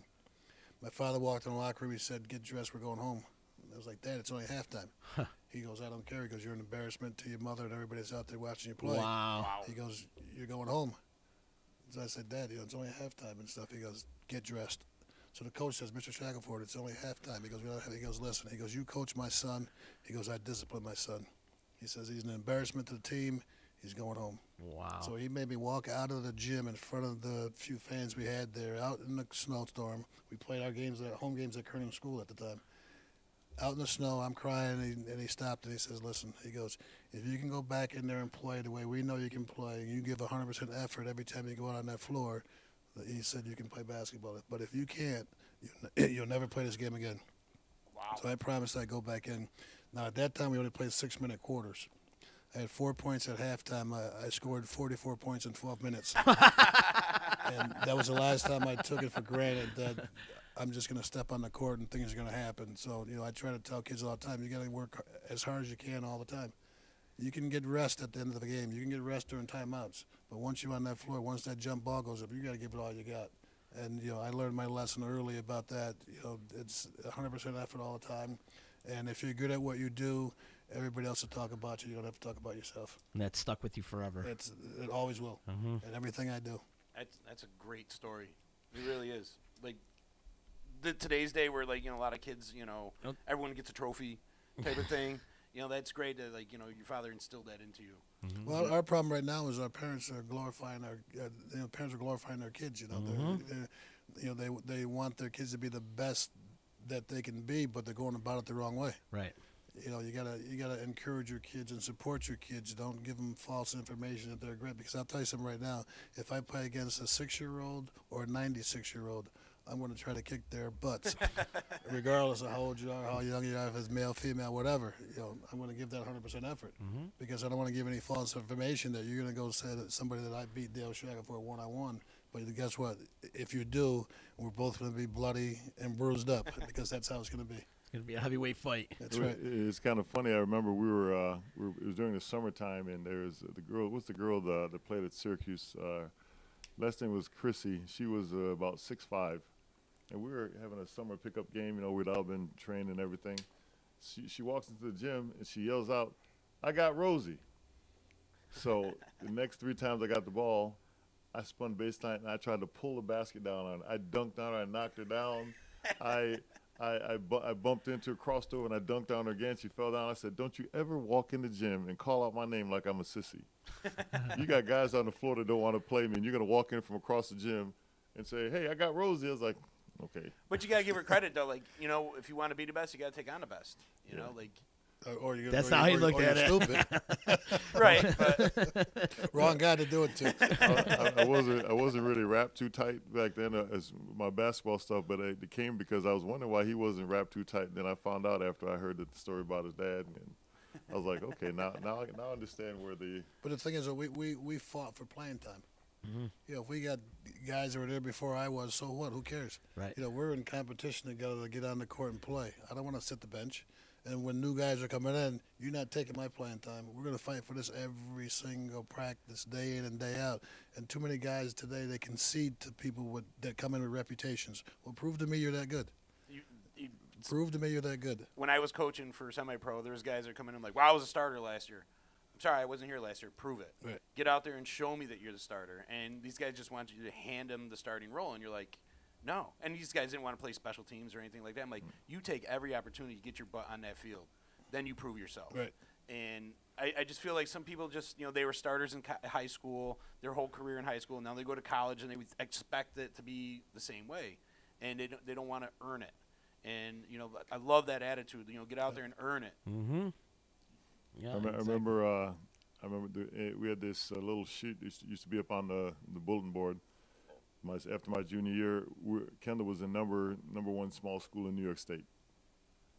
And then I was the number 1 player, small schools in New York State. And the player behind me, was I averaged 34 points a game and 19 boards a game. And the player behind me averaged like 32 points and maybe 12 rebounds a game. And I was like, and I only knew because our coach came and he put up on the board, and I'd come in the locker room, everybody would stand up there reading it. So I'm like, okay, that's fine. I come to Syracuse. You know who the other person was? Hal Cohen. I was expecting to see this big monster-sized guy, and I said, I never knew who this guy was, but I saw him like for 2 years. He was always right there. I was like, this guy must be putting in the work. I was like, he's got to be a beast. Yeah, Hal Cohen's only 6'1". He's 6'1" point guard. I was like, I need to reevaluate the way I look at players now. So when we got there, it made me humble again, because when you're good at something and you go to the next level, you drop back down to the bottom. Mm-hmm. And you got to climb back up to the top. Yep. And when I became a professional, same thing. You drop back down to the bottom, roll your sleeves up, and you start taking names. And there's the only way you get better is you got to bring it every day. I don't know how to practice. I don't know how to take it easy and then go in and practice 100%. And in all the years that I played, I've known 2 people that could do that. One was Wilbur Holland, that played for the Bulls. He's about 6'2", left-hander. This guy, he played basketball with his right hand, his left hand in his pocket, and he was left-handed all week. And on Sunday, he had 33 at halftime. Ooh. And the other guy was Jerry McNamara. You could put him in a wheelchair. You could put him in a wheelchair, pump him up, and put him out there, and he'll give you everything he got, and then put him back in the wheelchair and take him home. I absolutely love that guy. Me too. There's only two people in all of my career that were like that. Everybody else you have to practice, make it a habit of practice. Jerry McNamara played 4 years at Syracuse, great basketball, and he was never in shape. That's the thing. Like, I always felt like with McNamara, you mean to tell me no NBA team could have took him as a spot-on shooter or as a coming off the bench? The guy had heart. That's something that you just can't coach. It's not something that, like you said before, everyone goes after the athlete. And he always reminded me of a general, kind of like Sherman Douglas was. You know what I mean? He owned the court when he was on the court. You know what I mean? He ran that team, and the guy was clutch. I mean, in the championship game, what do you have, like 9 3-pointers? And Jerry could handle the ball. As a freshman. And he could handle the ball and pass also. Absolutely. He had a triple threat. How many game winners does that guy hit? Yep. Oh, yeah. A true warrior. That one Big East tournament, he carried the team on his back. Oh, yeah. Carried it on his back. Unbelievable. Rosie, what made you go to Syracuse? I went to Syracuse, actually, because Coach Boeheim became the head coach. The only thing I knew about basketball was what I learned at Syracuse basketball camp. When I came there when I was 16, I came back again when I was 17. And at that point, the assistant coach runs basketball camp. So I found out that Coach Boeheim knew more basketball than just the little stuff that I was learning at basketball camp. I was like, imagine if I was actually – that's like 2 weeks of summer. Imagine if I'm actually there and being coached the whole time. So, but I wasn't kind of shaky because he was still the assistant coach. He wasn't the head coach. And the head coach was Roy Danforth, great guy, but he smoked, he drank, and he wore a 3-piece suit all the time, and his hair was all Bro Cream back. I'm a hick. I come into a place, and I see this city slicker in there, and I'm like, He was a hick too. He's from Tennessee. I understand that, but he had Indiana. I'm sorry. He had the 3-piece suit on, the Brill Cream look, and cigarette in this hand, and whiskey in the other. I'm like, oh man, that's just moving too fast for me. And then so I started looking at St. Bonaventure with Jimmy Sadlin. Jimmy Sadlin was the head coach. Same kind of program. They had upperclassmen at all the other positions. They just didn't have a center. I started because it's not rocket science. You go to school that doesn't have a center, you start. Or a center that wants to be playing another position because Shaq was playing center. Oh. He didn't. He wanted me to come so he could go play against other guys. But then I came to school one day and my coach met me at the door and he said, "Your buddy's head coach now." I'm like, "What are you talking about?" Show me the paper. We walked straight through the school. Called up coach. He came down. That was like a Wednesday. On Thursday, he was at the school. I signed and made me look like I was the smartest college player in the world for picking the school. It was just he got the job at the right time. That had Dale Shackleford at center, right? That had Dale Shackleford. They had a little 6'5", 183-pound guy. You came and took his spot.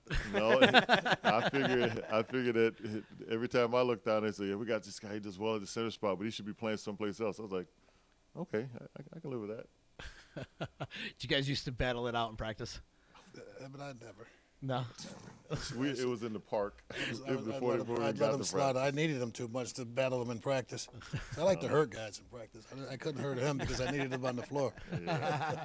Did you two know each other before you were in Cuse? Or? No. That's actually if we did, we would have went somewhere else. That's another story. So I knew Dale because at basketball camp, I actually came to basketball camp. You were a counselor, or you weren't a counselor. You were just walking through there, and I came at the gym, and he had on a pair of like green army shorts and a pair of green fishing boots, kind of with like the yellow soles, no socks. Walking through the gym, I was like, "Yeah, that's not what I thought basketball players should look like." And he had 45 kids following behind him. He's like the Pied Piper. He's like, "Stop following me. Get away from me." And they would just laugh, and they just kept following him. I was like, strange character right there. I might have to find out more about him. Come and dissect that guy. Now you guys are in business together. Yes, we are. Right? Yes, we are. Yeah. We've been Sports friends for Xpress. a long time. That's great. Long time. It's important to keep reconnecting and Yes, it is. Who else? You got another partner too, right? Who handles the Syracuse area? You handle Utica. You handle Rochester. I know you have a partner that handles Syracuse. Rob Bennett. Rob Bennett. Yep. The Rob Bennett, football player. Did he play football? No, we had James Mungro and Lawrence Moten. Lawrence just does appearances for us. Oh, we cool. do our charity events and things like that. And James decided, he was going to do other ventures, and he's no longer with us.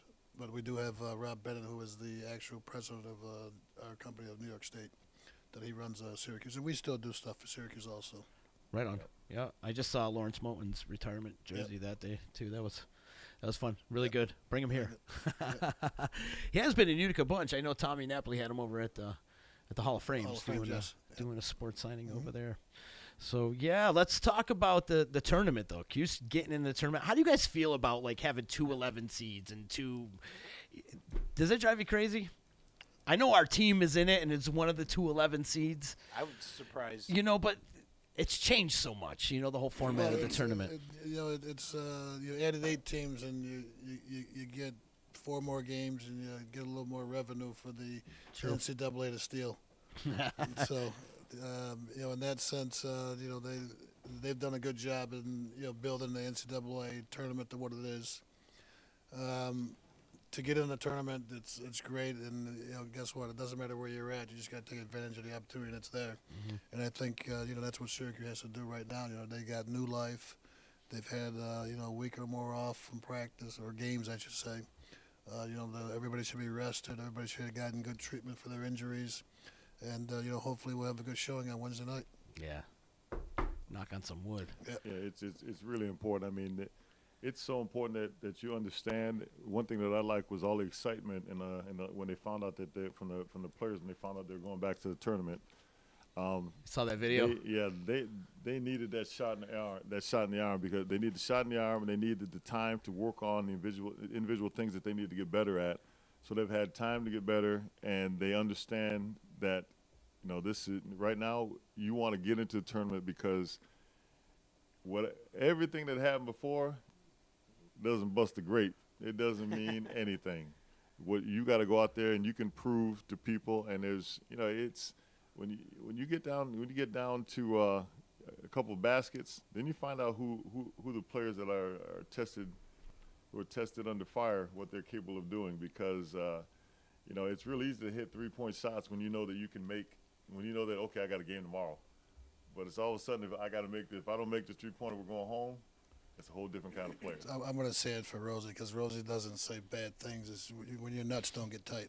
That's what he's trying to say. You got to be able to make those shots in clutch situations, and Yeah, I gotta get. I'll say it for button. you, Rosie. I gotta get a button. I just hold up this and you say it. Exactly. And that's the bottom line, And Rosie's hit the nail on the head. It's do or die. It's a 1-game elimination. You don't have a game the next day unless you win. And everything. And the bottom line is they got to win. I like what you said. Like, nothing that happened before matters anymore. That's right. Once you're in the dance, it's your chance. You know what I mean? Well, it mattered to get there. Now that you're there, it doesn't matter. Exactly. Yep. They've got some great young talent. I hope they can keep it together, because next year it's very promising for them as well. We've got a good recruiting class coming in next year, and hopefully these guys will mature a little bit that we have this year, and they'll come back with a different attitude to where everybody's going to be able to contribute. We need to get a little more unselfish in our play, because we were basically a 2-man team and maybe 2.5 if O'Shea Brissett got involved. So I think Howard needs to be a true point guard. He's got to be able to pass the ball and get everybody else involved a little bit more. Right now he's more of a scorer, because that's what they need right now. Yeah. But you're going to have some scorers. He's going to have a little competition next year, because he's got another little point guard at Carey coming in next year that's going to give him some competition. So it's one of those seasons again. Either buck up or shut up, and you got to be ready for the next competition that comes in. You guys do camps with them as well? Do you go in like summer camps or any of that? Or? Shaq does summer camp there. I do the fantasy camp because I have a bad attitude, so they don't let me go out into the general public to do. No, they keep you tamed, keep you locked up. Dale is one that's all. He's the politician. He goes out there and he's around the kids and he's stuff. I do the youth camps for him Yeah. with 8-year-olds to 17-year-olds, as long as they're not a senior in high school. I do that camp for them, so I do that every summer. I've been doing that for 35 years. So. Yeah. Oh, wow. It's a situation where I look forward to doing it. I love coaching young adults, because I do all the high school kids right now. I have done the younger kids, but I don't have any kids of my own, and I'm not looking to babysit, so that's why I stick with the high school kids. I'm glad you bring the high school kids up. We had great dialogue going on this show a couple months ago about the greatest high school basketball players in the area, and your name was on the list. You came in. I think it was on Syracuse.com. Is that yes, I saw Syracuse.com. Yeah. I think you came in at number 10.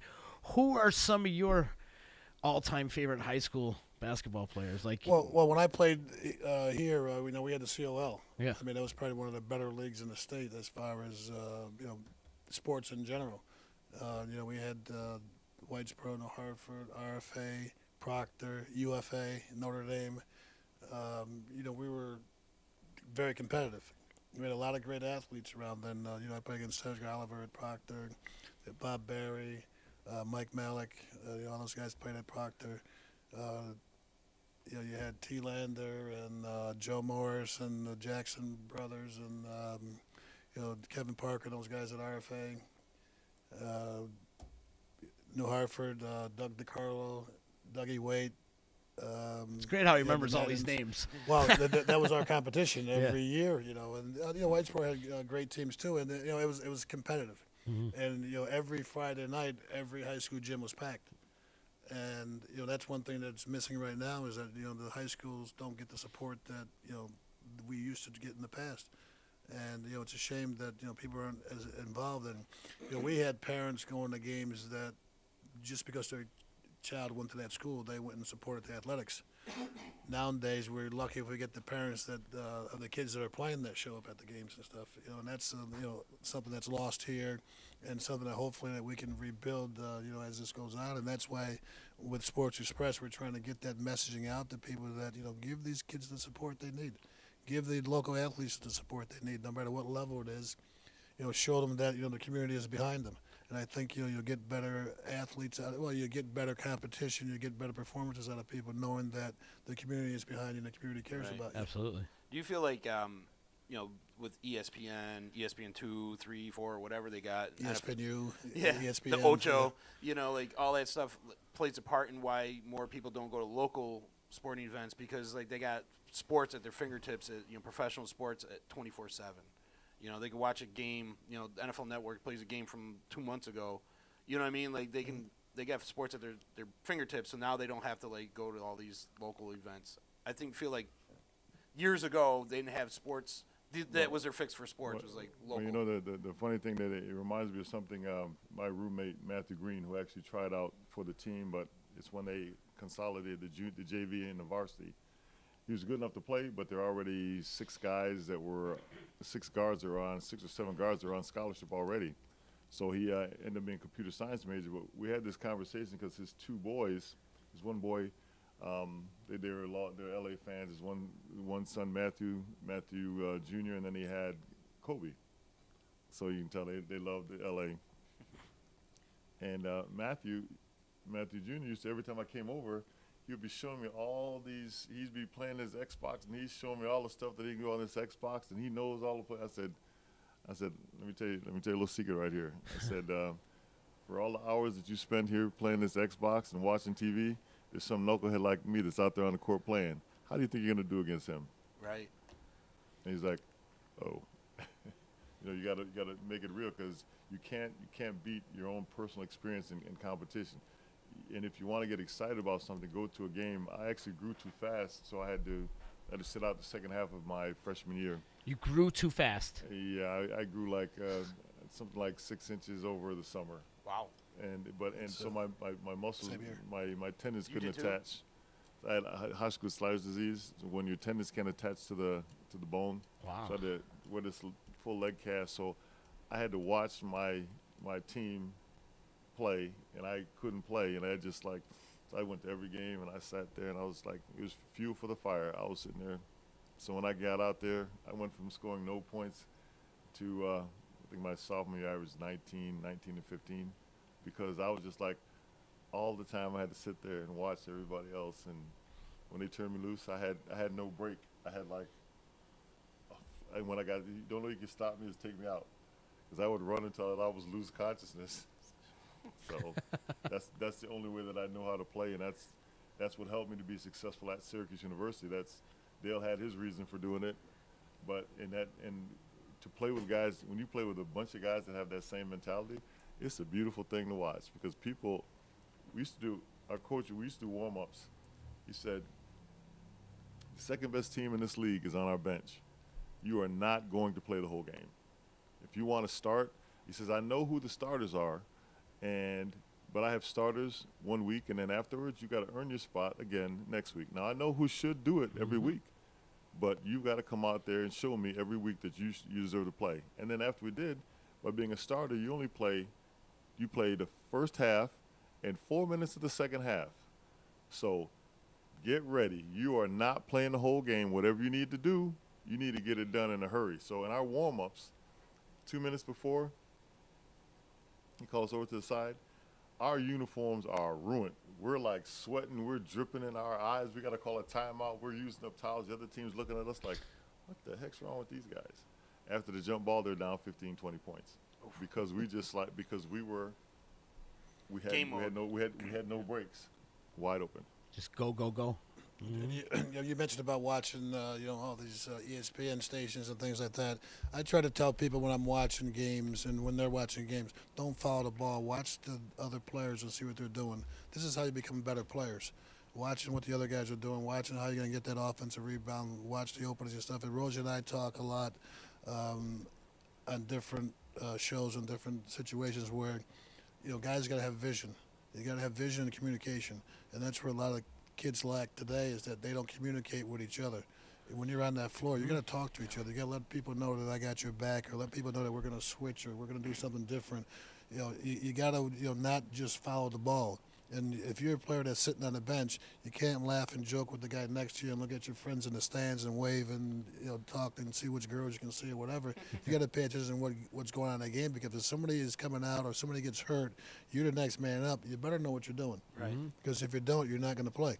And I try to tell kids all the time and stuff like that. I've been Coach Boeheim's ear. Even if he's taking me out for a rest, I sit next to him and I yell and scream in his ear, so he'll say, "All right, get the hell out of here, get back in the game." I don't want you in my ear all the time. I got benched one time my senior year for missing practice to play the intramural softball championship. And he benched me for the game. I sat right next to him, and I was screaming in his ear, and I said, "Look at that, look what he's doing. Oh, he can't be doing that. Oh, he's making a mistake. Oh, he just threw the ball away." He looks at me, he goes, "Get in the game." He goes, "I can't sit here and listen to you the whole time." So you do those little things, and but you better know what you're doing. And you better know who you're going in for and what they're supposed to be doing in order to get that playing time. And, there's too many people that sit there and watch games, and, they're just watching the ball, and they're not watching how things develop and not watching how the defense is playing or whatever. So, it's more, as I said before, than playing the game and knowing the game. There's a lot of players that can play the game, but there's not a lot that know the game. That's when, too, like, watching without the ball I always thought was Reggie Miller. Like, Reggie Miller be running all over the court, and, like, people be chasing him. He's wearing down the guys that are trying to guard him, and secondly, the guy always I would have tripped him. But he was always running full speed without the ball, and then he'd always end up with that open shot. That is exactly right. He was the most obnoxious guy. Obnoxious. Oh, you just want to choke that guy. I saw him at the Final Four. So when I was sitting there, there was Charles Barkley there and Kenny Smith, and so I just and Reggie was, and I said, "So who's the biggest trash talker in the NBA?" And he said, "Michael Jordan." And Charles and Kenny were going. I was like, that's what I thought. Well, Barkley used to talk a lot of trash too, though. Yeah, he was. There was a lot of them. You put it up. There was a lot of them. I got some free advice for my friend's son. He was a pretty decent shooter, but the coach kind of decided he wasn't going to play him, so he's sitting on the end of the bench. This is in high school. Never gets into the game. And so he's sitting on the end of the bench. Now there's girls are sitting right behind him. He's like talking to the girls and everything. I said, "Listen," I said, I'm going to give you some free advice, and this will get you put in the game. What you do when you're in there, that's up to you. I said, "Go sit right next to the coach," like Shaq said, and every time he turns and looks at you, nod your head yes and act like you're getting up. Do it the whole game, and sooner or later, he's going to go like, "Oh, get in the game." And he's going to go like, "Why did I put him in the game?" Be right next to him. Every time he turns around and looks at the bench, be looking right in his mouth. Every time, and just nod your head, yep. And then when you're like, oh, somebody does something wrong, and he's like upset, you just go like, put your hand down like you're going to get up off the, and sooner or later, he will put you in the game. I used to tell my guys, I'm like, listen, stay near me, because when I need a guy, I need to go in quick. I don't want to have to search the bench for you. Keep close to me, be aware, keep your head in the game, because at any given moment, somebody could get hurt. Or you just need a guy, give a guy a break. And if I turn around and you're not there, I'm just going to grab the guy that's there. Exactly. You know what I mean? So be there. I'd make a coach feel like he put on weight. Because as soon as I get out of the game, I'll be hanging on him. I'll be in his jacket pocket, in his pants pocket, on his arm, whatever. He'll know that I'm there. I had a older D lineman. He was about 40, and this guy was a beast. And I would just take him out of the game, right? Coach, why you take me out? Dude, you're old. You need a break. You need the rest. I need to go back in. I would just do it so he'd get pissed off. So when I sent him back in, he gave up another 110%. Right. You know what I mean? Like, didn't want to get him relaxed. I would just talk trash. You're just old. I need a younger, more faster guy in there. Coach, this is bullshit. And he'd get out there and he'd bust his ass, Did you guys play any other sports other than basketball growing up? I played football in high school. I played Little League Baseball. I played Pop Warner football, and that's a disaster story. Uh-oh. The first game of the season, I broke my wrist. And about a month later, I got the cast off my wrist on the Friday. My parents let me play in the last game of the season on that Sunday, and I broke my ankle. What position did you play? I was quarterback. Oh.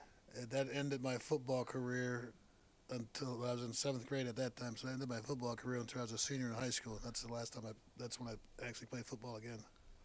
And I actually had 2 scholarships, one to Rice and one to Vanderbilt for football. For only playing 1 year? 1 year. Wow. Yeah. Wow. Rosie, did you play any other sports or just basketball? I was a pretty good volleyball player. Yeah. They actually, Kendall actually got bumped out of this is when I was in 8th grade. I got bumped out of the sectionals. And volleyball was being played at the same time, so the basketball team switched over, had 2 practices, went and won the volleyball sectionals. Oh, that's pretty cool. I wasn't playing, but I used to practice with them. I was too young at the time, but so volleyball was, I really liked that. But then they played at the same time as basketball, so there's no way you could do both of them. And I think I'm a better fisherman than I ever was any kind of basketball player. So I imagine you playing volleyball. All you gotta do is stand there, and go like this. You know what? My problem with the first we used to have, nobody knew, but Ma Glavin over on she lived over on off South Salina, over near the valley. We went out, we put up his volleyball net, and Art Monk and myself, Mike, who's Big Mike Charles, he was Mike like, Charles, yeah. it's all the Syracuse football players and some of the basketball players. We go over there and we play volleyball, and we play against the girls that played that played volleyball either in high school or in college. And I still remember it was the perfect setup.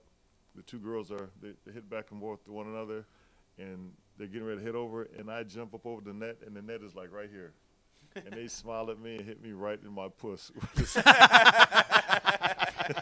Because I was like, being able to jump that high over the net makes no difference if they're aiming it between your eyes. You're only supposed to get your hands up there and make a wall and protect your face. So, needless to say, we brought Guy Ruff there. He got one in the face. We brought Art Monk there. He got one in the face. Big Mike Charles got. Matter of fact, I used to just set him up like, you gonna let that little girl hit over you? And they would all jump up there and be in a pile on the ground, and we just laughing at him. So we weren't exactly politically correct back then. You took your lumps like a man.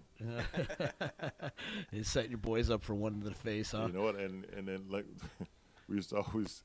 And then after we finished fishing, so I'm golfing with Guy Ruff. He ended up playing for the Steelers. And Art Monk, he played for that team down there, the Indians. He did okay, right? Yeah, he did. He did a little bit for Washington. I think I heard of him. So he's we're out golfing, and my game is, my handicap is when I show up, and so I don't know what I'm doing, but I do the best I can. So I'm out there, and every time I look over, Guy is rolling, about to fall out of the golf cart. I'm thinking like he's the one that's busting on me. Come to find out, Art always had a straight face. Art was the one telling the jokes, and Guy was the one that was laughing. So I was like, okay. So then they were busting on one another. So then we've been out the whole weekend. They're all beating their chest, macho men. We get to the house, and so Guy gets the phone, and he's talking to his wife, and he's all, yes, due to systematic reasoning of the hypothetical situations, and he's all Mr. Polite. And Art in the background goes, "You're not running the house, you're just running around in it." And then I knew the whole weekend who had been busted. Art had one you never heard of, but so they kept it. They actually kept it quite lively out there. So, and all of us go fishing. We think we're all better fishermen than we ever were, whatever sport we played. You guys so you're super competitive with everything you do then.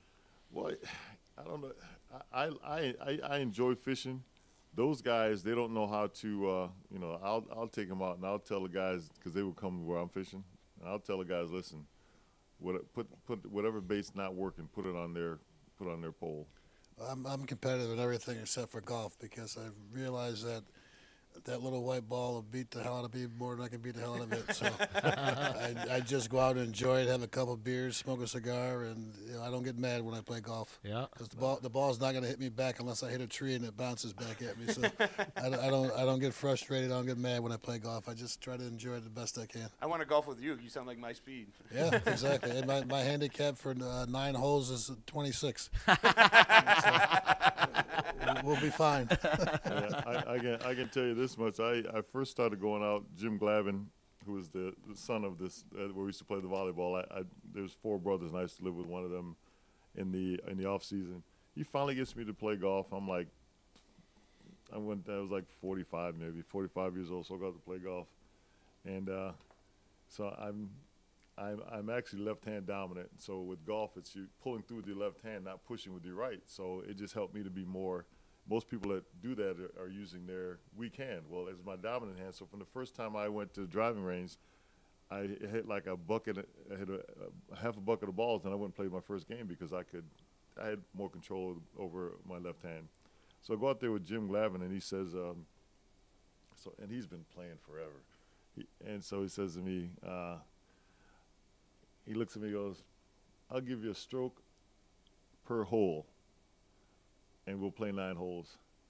And I beat him by 5 strokes.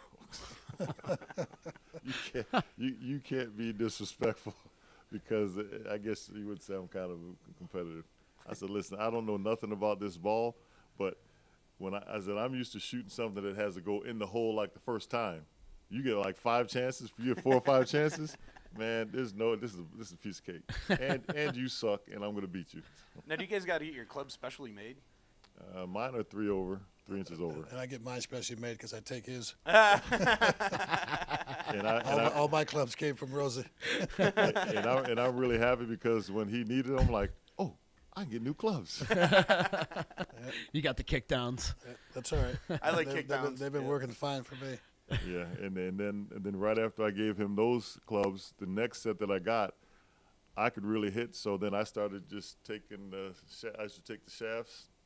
I just kept the same shafts, cleaned them up, changed the grips, and I'm not going to change them until I know what I'm doing. So that was a long time. Do you go golfing a lot, often, or? Well, I don't. Dale golfs more. I practice more. I find it really relaxing just hitting the ball. I find it amazing, the fact that I can go through all these motions with my body and actually hit a ball and it goes darn near where I want it to. I find that amazing. But you got to understand something. His house is on Lake Ontario, and his backyard is from here to Mohawk Street. Wow. And he just sits there and hits balls into the water all day long. So he can do that. And then he's got a little strip of grass where he putts. So he's got an opportunity to do that stuff. When I go, if I'm giving somebody $25, I'm going to play 18 holes. Mm-hmm. Just go to his house. That's too long of a ride. Plus, I don't like sleeping out in the woods.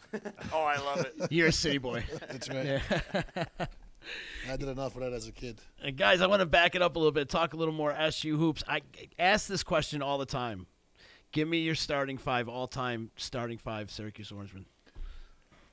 That's a tough one, because I take any of the 5 I played with for the 4 years I was at Syracuse, because I think that these guys were we were all players. Mm-hmm. We weren't shooters, we were scorers. Mm-hmm. Anybody that we had on that floor could score, and I think we all played smart. We had guys that we used our head when we played. It wasn't a point of we're trying to outrun people, out finesse, and we ran a lot. Mm-hmm. But we were more under control. We knew that we had to have 5 guys rebounding. We get 5 guys rebounding. Coach Boeheim or even Coach Danforth would say, okay, guys, we're going to go out and do this, this, and this. You're guarding so-and-so, you're guarding so-and-so, you're guarding so-and-so. And if it didn't work, I said, Rosie, you take my man, I got your man. Or Marty, let's switch guys. Or, hey, this isn't working, let's do something else. Or, hey, listen, Hal Cohen's, man is, grabbing him and holding him. He can't get a shot off. So guess what? We're going to blast this guy with 3 or 4 picks, to get him open. So, we didn't turn and look to the coach all the time to say, okay, well, what are we going to do next? This isn't working. What are we going to do? No. We've made those decisions. We made those changes on the floor ourselves. And it could be any one of the 5 guys that were out there that did that. Now, what they did after that, they had great teams. They had teams that won, and a lot of those teams depended on 1 or 2 players.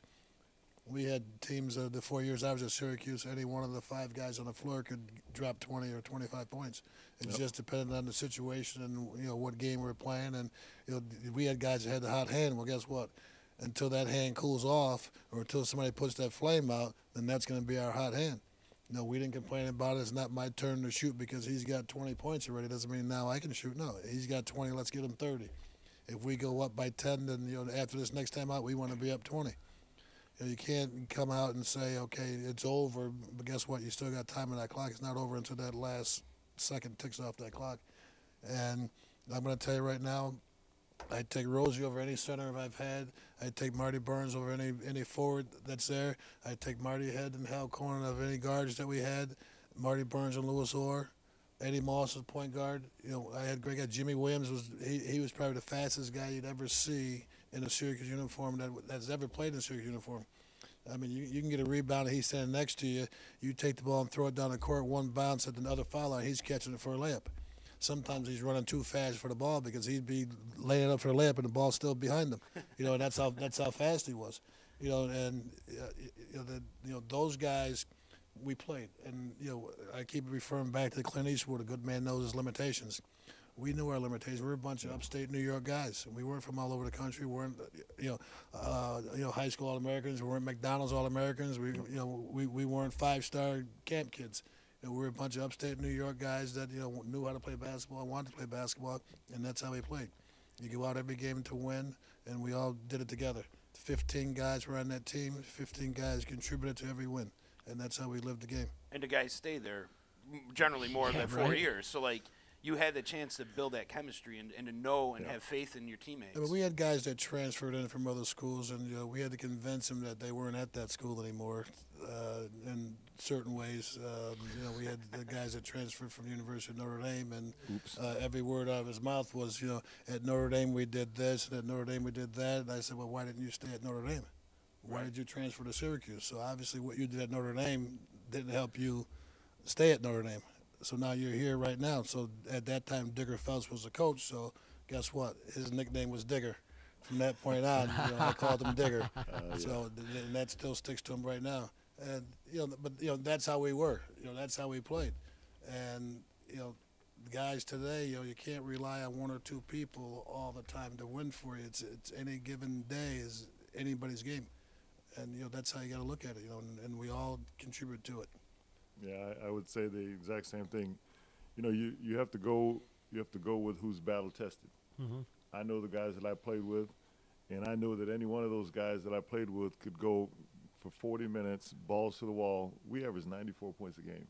Wow, which is unheard of these days. I mean, that's because we didn't walk anywhere. And no three-point line. No three-point line. Right. We didn't walk anywhere. Coach Boeheim said, I don't care where you go, but get there fast.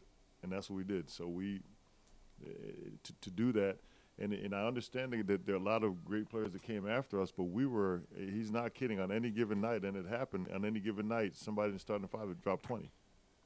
We knew that they could. We all were confident we could, but it was in the service of Syracuse University, of the team, not any one of us. So, it's and by being that way helped me, that mentality helped me to continue to play in Europe because I didn't have to be the high scorer.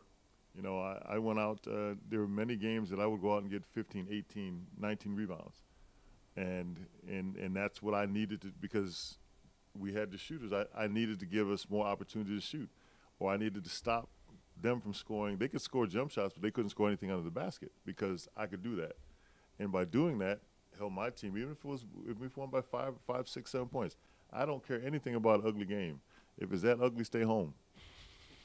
we could, if we won by a half a point, I would be just as happy. But that doesn't really sell, so you can't really say it. But we came out there and we wanted to win, and we would talk to each other and find out who.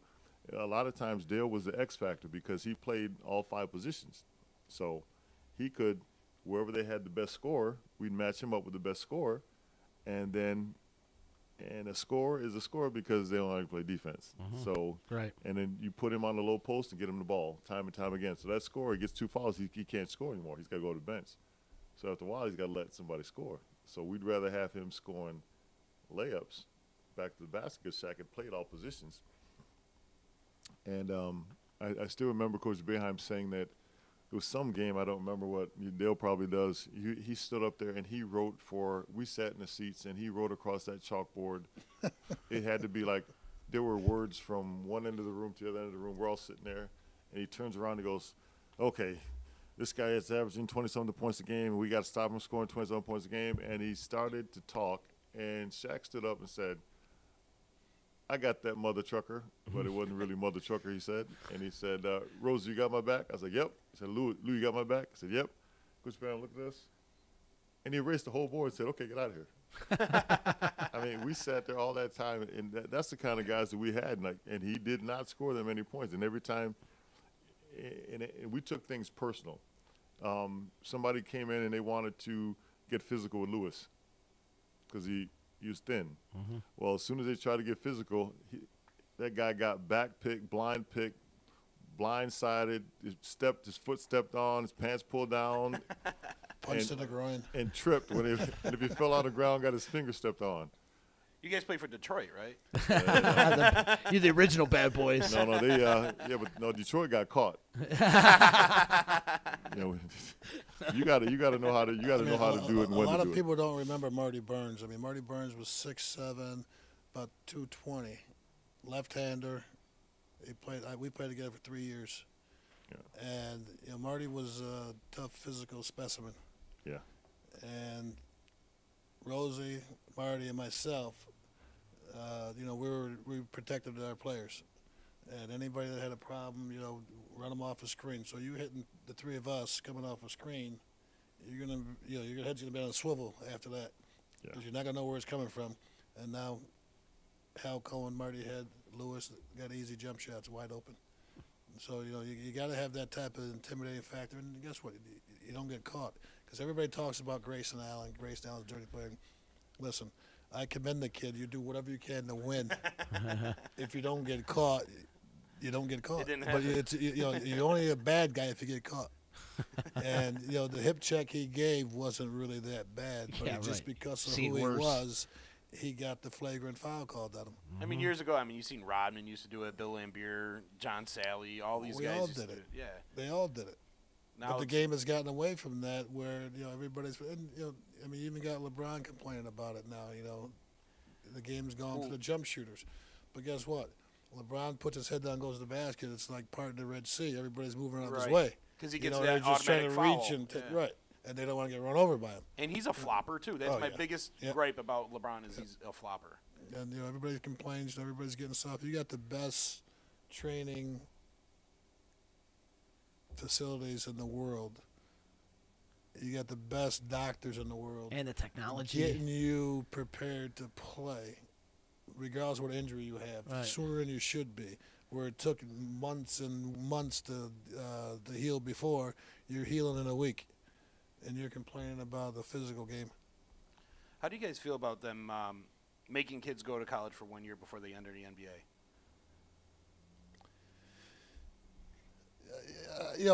I feel like Steve Kerr. He said it best. Let them try out for the NBA. If they don't make it, let them go back to college. Simple that as would that, be cool if they go back to college. Every young kid, physically and mentally, isn't ready for the NBA. Mm-hmm. You have to be a unique young man to say at 18 years old, I'm going to play 82 games a year. I'm going to be all over the country. At 18 years old, I can't go in a bar and drink. I can't get in half the clubs to socialize or whatever. I got a boring life. I'm going to be at home in the hotel, traveling, playing on my Xbox or whatever. And you do that at home when you're in college. But then again, I feel sometimes like these college kids, they go out there and like a Fab Mello, who got himself in some trouble, got the university in some trouble. Guys like that just go to college. They might not be a college person. You know what I mean? Where he might have been better off going to Europe or something, or just going straight to the NBA and see if he could. I didn't think he was good enough, but you look at guys like Kobe, KG, LeBron. Tracy McGrady. These guys had great careers, and I also feel like, just like you said, they have a better support unit. That team, the Lakers, aren't going to let Kobe go out, get drunk, and get hammered and act like a fool. They're going to try to get in that support group. The funny thing about that is I actually I've known Kobe since he was like 7, 8 years old. His dad played over in Italy. Phenomenal player. And I distinctly remember at the All-Star game, in Rome, I believe it was in 84, 85. I remember seeing Joe Bryant and Kobe they played horse at halftime of the All-Star game, and Kobe made 3 for 3 from the three-point line, college three-point line, and his dad went 3 for 3 from one step over half court. Wow. Pull-up jump shot. I remember sitting there going, man, that's really a shame. I feel sorry for that little kid. He's never going to be as good as his dad. Let's know what I know about talent. I want to say something about the Fab Mello situation. What happened to him is unfortunate and everything, but he went to Syracuse University, and so did Roosevelt and I. And there is probably a third of the population that is Spanish speaking. So there's no way that he couldn't have gotten some type of help from somebody along the line, from professors or other students, to help him understand his curriculum. Okay, that was a fault of his own, not of the universities. And I'm quite sure that they try to help him as much as they can, as much as they could. I feel for guys that come to school and they have children already out of high school. Mm-hmm. Okay, those are first of all number one problems, because I'm a firm believer that you have to take care of your obligations and your responsibilities before anything else, and then you have to sacrifice a lot to get a little. So you're going to sacrifice your sleep time and your personal time, your social time, to take care of your child, to go to practice and do your studies. That takes a hell of a person to do that. I don't care if it's a man, woman, or whoever. That takes a hell of a person to do that. And you've got to be willing to do that, and you've got to be disciplined enough to do that. You can't fault anybody else. You can't blame anybody else. Somebody tried to help him out with that by writing a paper for him. Okay, somebody's doing you a favor like that, it's not right, then why would you tell somebody that they did that for you? Mm-hmm. Right. Okay, and try to say that, you make it aware that nobody's helping you, but then you pass this paper. If nobody's helping you, how were you able to do that? If you couldn't understand the curriculum, then how are you writing this paper? Or how are you getting this work done if you don't understand it? And that was his reasoning for not doing well at Syracuse, is because he couldn't understand English. Well, God, I know for a fact there's thousands of Spanish-speaking people at Syracuse University, students, faculty, whatever, and of all languages. We've got a big Asian population at Syracuse University. You've got tutors and that all over the place there. I mean, there's help there for you. You've got to be willing to sacrifice something to get that help and to do those things. And if it's sacrifice a little bit of sleep, so be it. I'm a firm believer. When I played ball in Europe and stuff like that, if I went out the night before and got drunk, I can't go to practice or a game and tell my coach, I'm drunk, I don't feel like playing. No, I got to give that man the time that's paying me to survive. You got a job to do. I can't do that to my boss at work and say, I went out and got drunk last night, so I can't come to work, but I expect to get my paycheck in another week. No, I can't do that. So I got to suffer through that. And then when it's over, those 8 hours or those 2.5 hours of practice or whatever, then I can go home and rest if I choose to, which most of the time I didn't, but that's another story. I had to continue on from where I was at the night before. Where is she? No. But and those are things that as young adults we don't think about those things. And when you have children, that's your responsibility as that child until they're old enough to take care of themselves. You're responsible. You're obligated to do that. Absolutely. And a lot of these guys that are in the basketball and the athletic world, don't understand that. They're very selfish in that sense. And that's probably one of the reasons I never got married. I don't have children is because I would be very selfish. I'd probably be still in jail now because if my wife told me I couldn't play basketball, I probably would have killed the bitch. Okay, so that's how that goes. Every day I blame her for me not doing what I'm doing. So now I'm satisfied. Every morning I look at myself in the mirror. Yes, I'm happy. I'm done with basketball. I did all I could in basketball. And, we can get married. But during that time, I couldn't get married to her. It's great. It wouldn't have been fair. Something else Dale was talking about with Fat Mello. The funny thing is, I don't know if you guys don't know how the system works, but you got the Carmelo Center. You got guys that come in for practice. I think practice starts at 3:40. Well, that was for us. They got it earlier now. Yeah, they got it earlier now. Yeah. But anyway, you got to be main practice will start at 3:40. You finish that practice, and we used to go. We'd practice in Manly. We go back into the field house and do into the showers, which is over there by where the football players were. We'd come back from there, and then we had to go up to the dining hall to eat. And then we had to get up there before they closed, and we did at the dining hall. And then we had tutors set up. We had to go someplace else to go see the tutors. To flunk out, you gotta want to flunk out. You have to, because they come in the Carmelo Center. You come in through one door. Once they get you there, you practice. Once you finish practicing, you go in the locker room. They cater. They bring the food right out there. It's right in front of where the locker room is. Okay. Then once you finish the food, the tutors go right upstairs. So you finish, you come out of the locker room, you go here, you eat, then you go right back up the staircase to the room where all the computers are upstairs, where all the tutors go. So you have to be an escape artist to get out of there, because everything is right there. The food's right there. You come there. Your cars are parked there. Your food's there. You practice there. The food's there. You shower. Everything's right there. You come out of the shower, finish eating. You go right up the stairs. The tutors are right there. It's almost like they're pampered. Believe me, but compared to where we were, they are pampered. Mm-hmm. Do you guys have reunions with your team? Do you guys ever get together? Like, we have reunions every year with the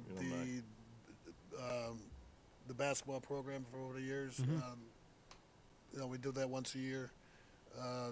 Roosevelt, myself, and we've got about 8 or 10 other guys that we played with over the years that we keep in touch and everything, and we see each other at various games and stuff. But we're all still part of that family. All still keep in touch, one way or another, with each other. And like I said, the university do a couple of big things for all of us together. Right on. Yeah, the biggest thing that helped us out was Coach Fine. Coach Bernie Fine was the glue. He made sure that at any given time, if I wanted to know where Dale was, if I wanted to know where anybody that I played with, he'd open up his little folder there and he'd flip through there and he had the phone number. Old Rolodex. Yeah, old Rolodex. He'd open it up. And What's that? He kept everybody's number and they're up to date. Everybody always knew what was going on because he stayed in contact with everybody. When we came back, our first call, when we got back in town, we called because he was in charge of keeping us, and I didn't know. When I came there, I didn't even own a watch when I came here from Kendall, so. He kept everybody together. As you probably could guess, if you tell time by using the sun, you can be like 15, 20 minutes off, and then doggone it, it's cloudy outside. A built-in excuse. Have any of you guys, have you ever decided coach? Have you coached at all? My last 3 years in England, I was a player coach. I feel like you would have been a great coach, man. And just the coached, things you've said today has been 3 years, inspirational. Coaching assistant coach at Herkimer County Community College. Okay. And which he was actually the head coach, actually, because I went to the games and I went to the games and then the head coach would talk and the head coach would walk out and all the players would sit there and wait for him to talk. And then when he finished talk, he'd point to the door and they'd leave. I was like, well, holy crap. You have to understand as an assistant coach, and as an ex-player, because the coach they had wasn't an ex-player, so sometimes the kids look up to you as an ex-player more than they would look up to the coach. So I'm just validating what he says to let them know that he's telling you the truth. He's telling you something that's going to help you, and that's how it goes. And any team I've ever been with, and every team I've ever been on, even as a player in a lot of teams, a player comes out of a game. Somebody's got to talk to him and let him know why he's coming out, good, bad, or whatever.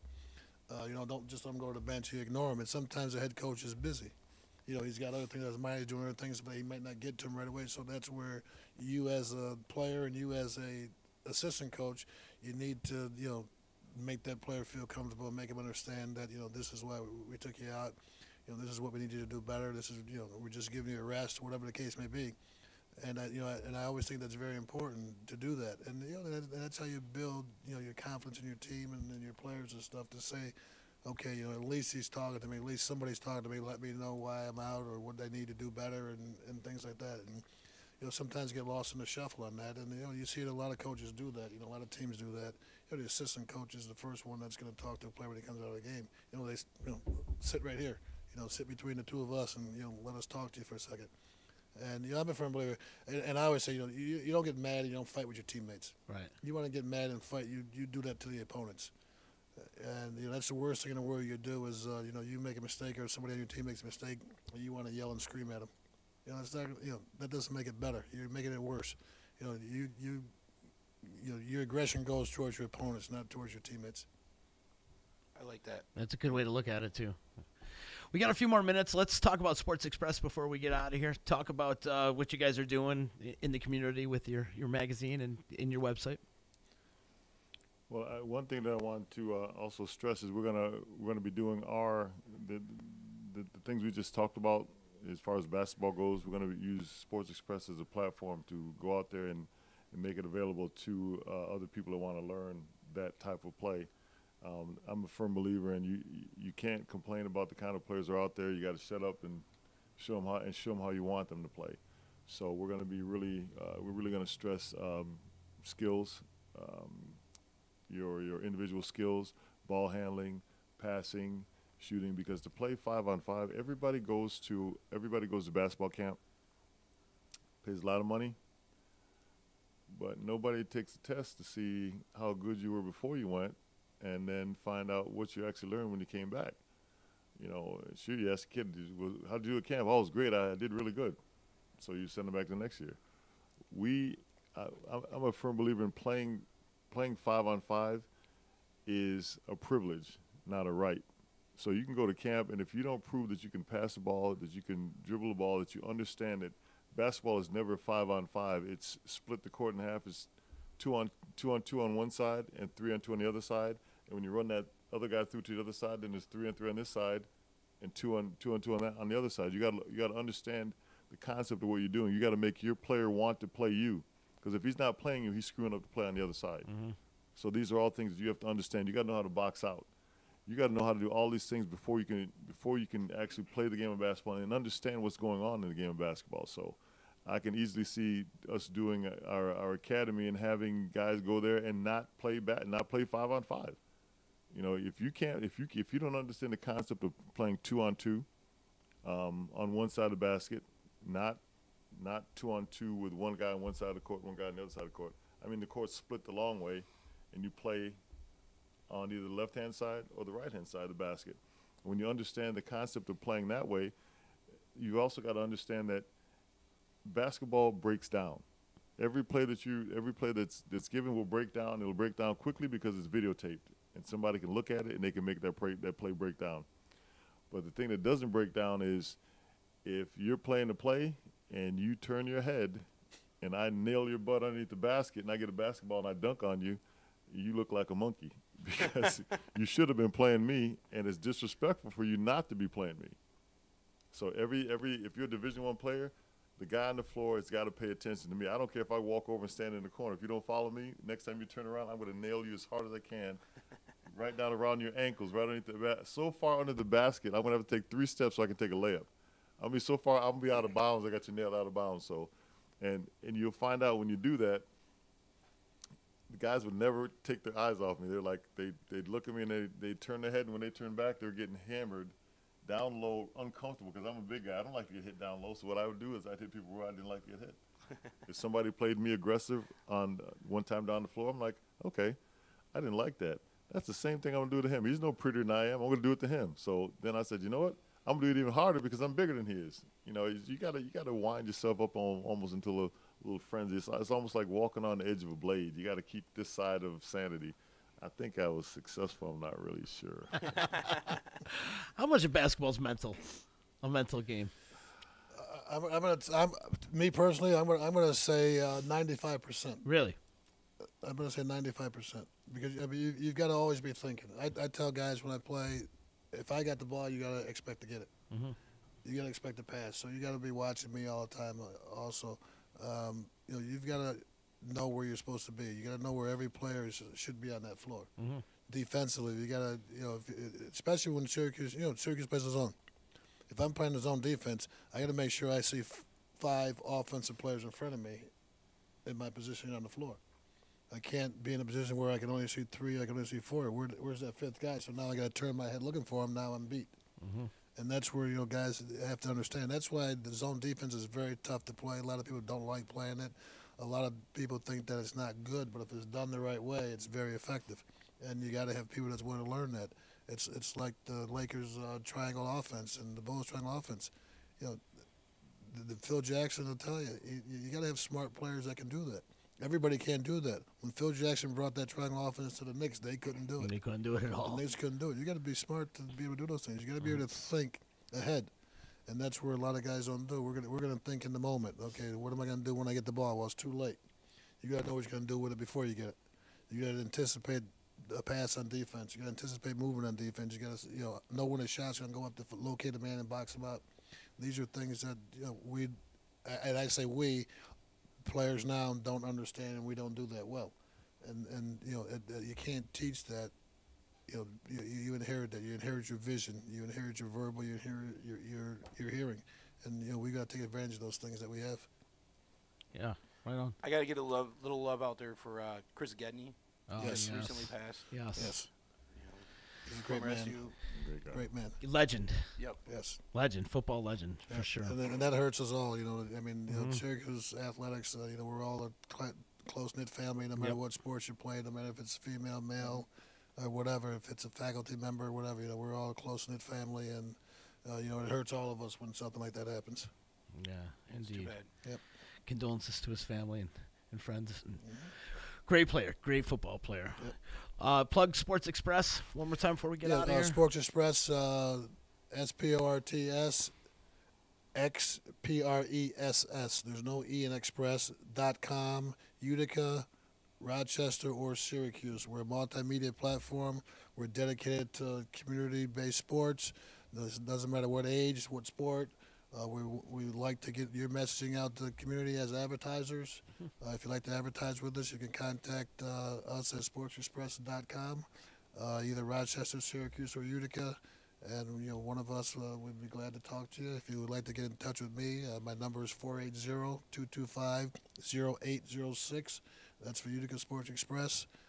And my email address is shack, SHACK, 33 at sportsexpress.com. Excellent. And you guys know you have open door policy here on the D anytime you want. Even if you and I talked to you about this when we had a couple pops the other day at the game, and if you want to do a podcast, come in here and talk to whoever, man. Please use our platform as well. You've got friends here, so I appreciate it. Thank you. Wide open, you guys. Yeah, this is a lot of fun, Rosie. Thank you so much, and I appreciate you coming all the way from Rochester and your neck of the woods to come hang in the Cornhill section of Utica. My pleasure. This has been a lot of fun. And go Cuse, man. Hopefully, yes, we need it. We need Wednesday it night. We need it. We need and, it. I got to be one of the doubters. I didn't think they were going to make it. I didn't either. None of us did. I had to call a bunch of. I had to call a bunch of friends and text a bunch of friends that I had to eat my words. So, I bleed orange, but I doubted them on this one. Yes. Now it's time to how do you say it? Buck up or shut up? Yep, buck up or shut up. That's it, one and done. So they gotta, I feel like when their backs up or against the wall, they're gonna give it their all. So. Hey, it's a new game, new season for them, and I think they understand that, and I think they're going to play well. They're excited about being there, so hopefully we'll have a good showing. Yeah, absolutely. I want to remind the listeners, first of all, if you can, just whoever's watching this right now, please share the video. Yep. Please go out and share the video. And you can listen to this podcast and previous podcasts of all the great content we have here on Disruption Network at disruptionnetwork.net. Tomorrow, we got attorney Nick Pasalacqua joining us. We're going to talk a lot of crazy, shady shit been going on in the area, and we're gonna tackle a lot of that, starting with the kid at Utica College making all the bomb threats.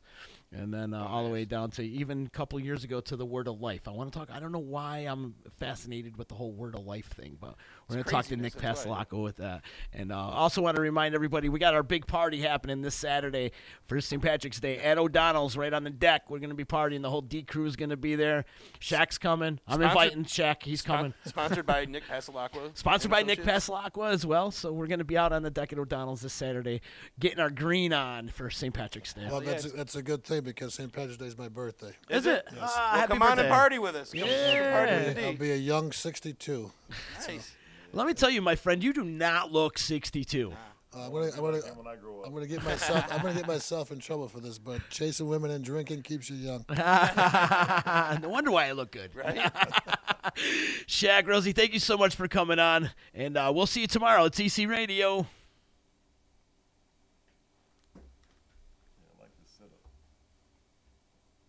Radio. You know what the hell you're listening to? It's EC Radio. Hey, it's Adeline Van Dyke from Coldwell Banker Faith Properties in Utica. I always get asked, why do I love real estate? It's very simple. I love my clients. I love every single thing about helping them find or sell their home. Making sure the home is solid and ready for sale or solid and ready for the buyer's inspection. To making sure that they're getting the best rate on their mortgage. Making sure they're getting the best price on their house. You know, just everything involved in the sale is vital. My absolute favorite part of real estate is when a buyer walks into the house they're going to buy. I can feel it before they even know they're loving the house. It's just that obvious. So I'd love to experience that feeling with you. So give me a call. Adeline Van Dyke, Coldwell Banker Faith Properties, 315-404-6431. Or you can find me on Facebook or visit my website at centralnewyork.com/Adeline. Thank you, and I look forward to welcoming you home. When it's your hard-earned money on the line that you are investing into a home, it makes sense to choose a proven professional to assist you in making one of the biggest investments you may ever make. Josh's dedication of over 20 years to the home construction industry allows him to bring knowledge and experience to your doorstep. That means you can feel confident and comfortable with his service to you. Past clients love his attention to detail and thorough written reports. By allowing Priceless Inspections to help you make a well-informed decision concerning your property, you will find that a quality inspection is priceless. Follow Priceless Inspections on Facebook or call 315-525-8725. In the Mohawk Valley, for the best real estate service, you gotta have faith. Coldwell Banker Faith Properties, 315-735-2222 or www.centralnyhomes.com.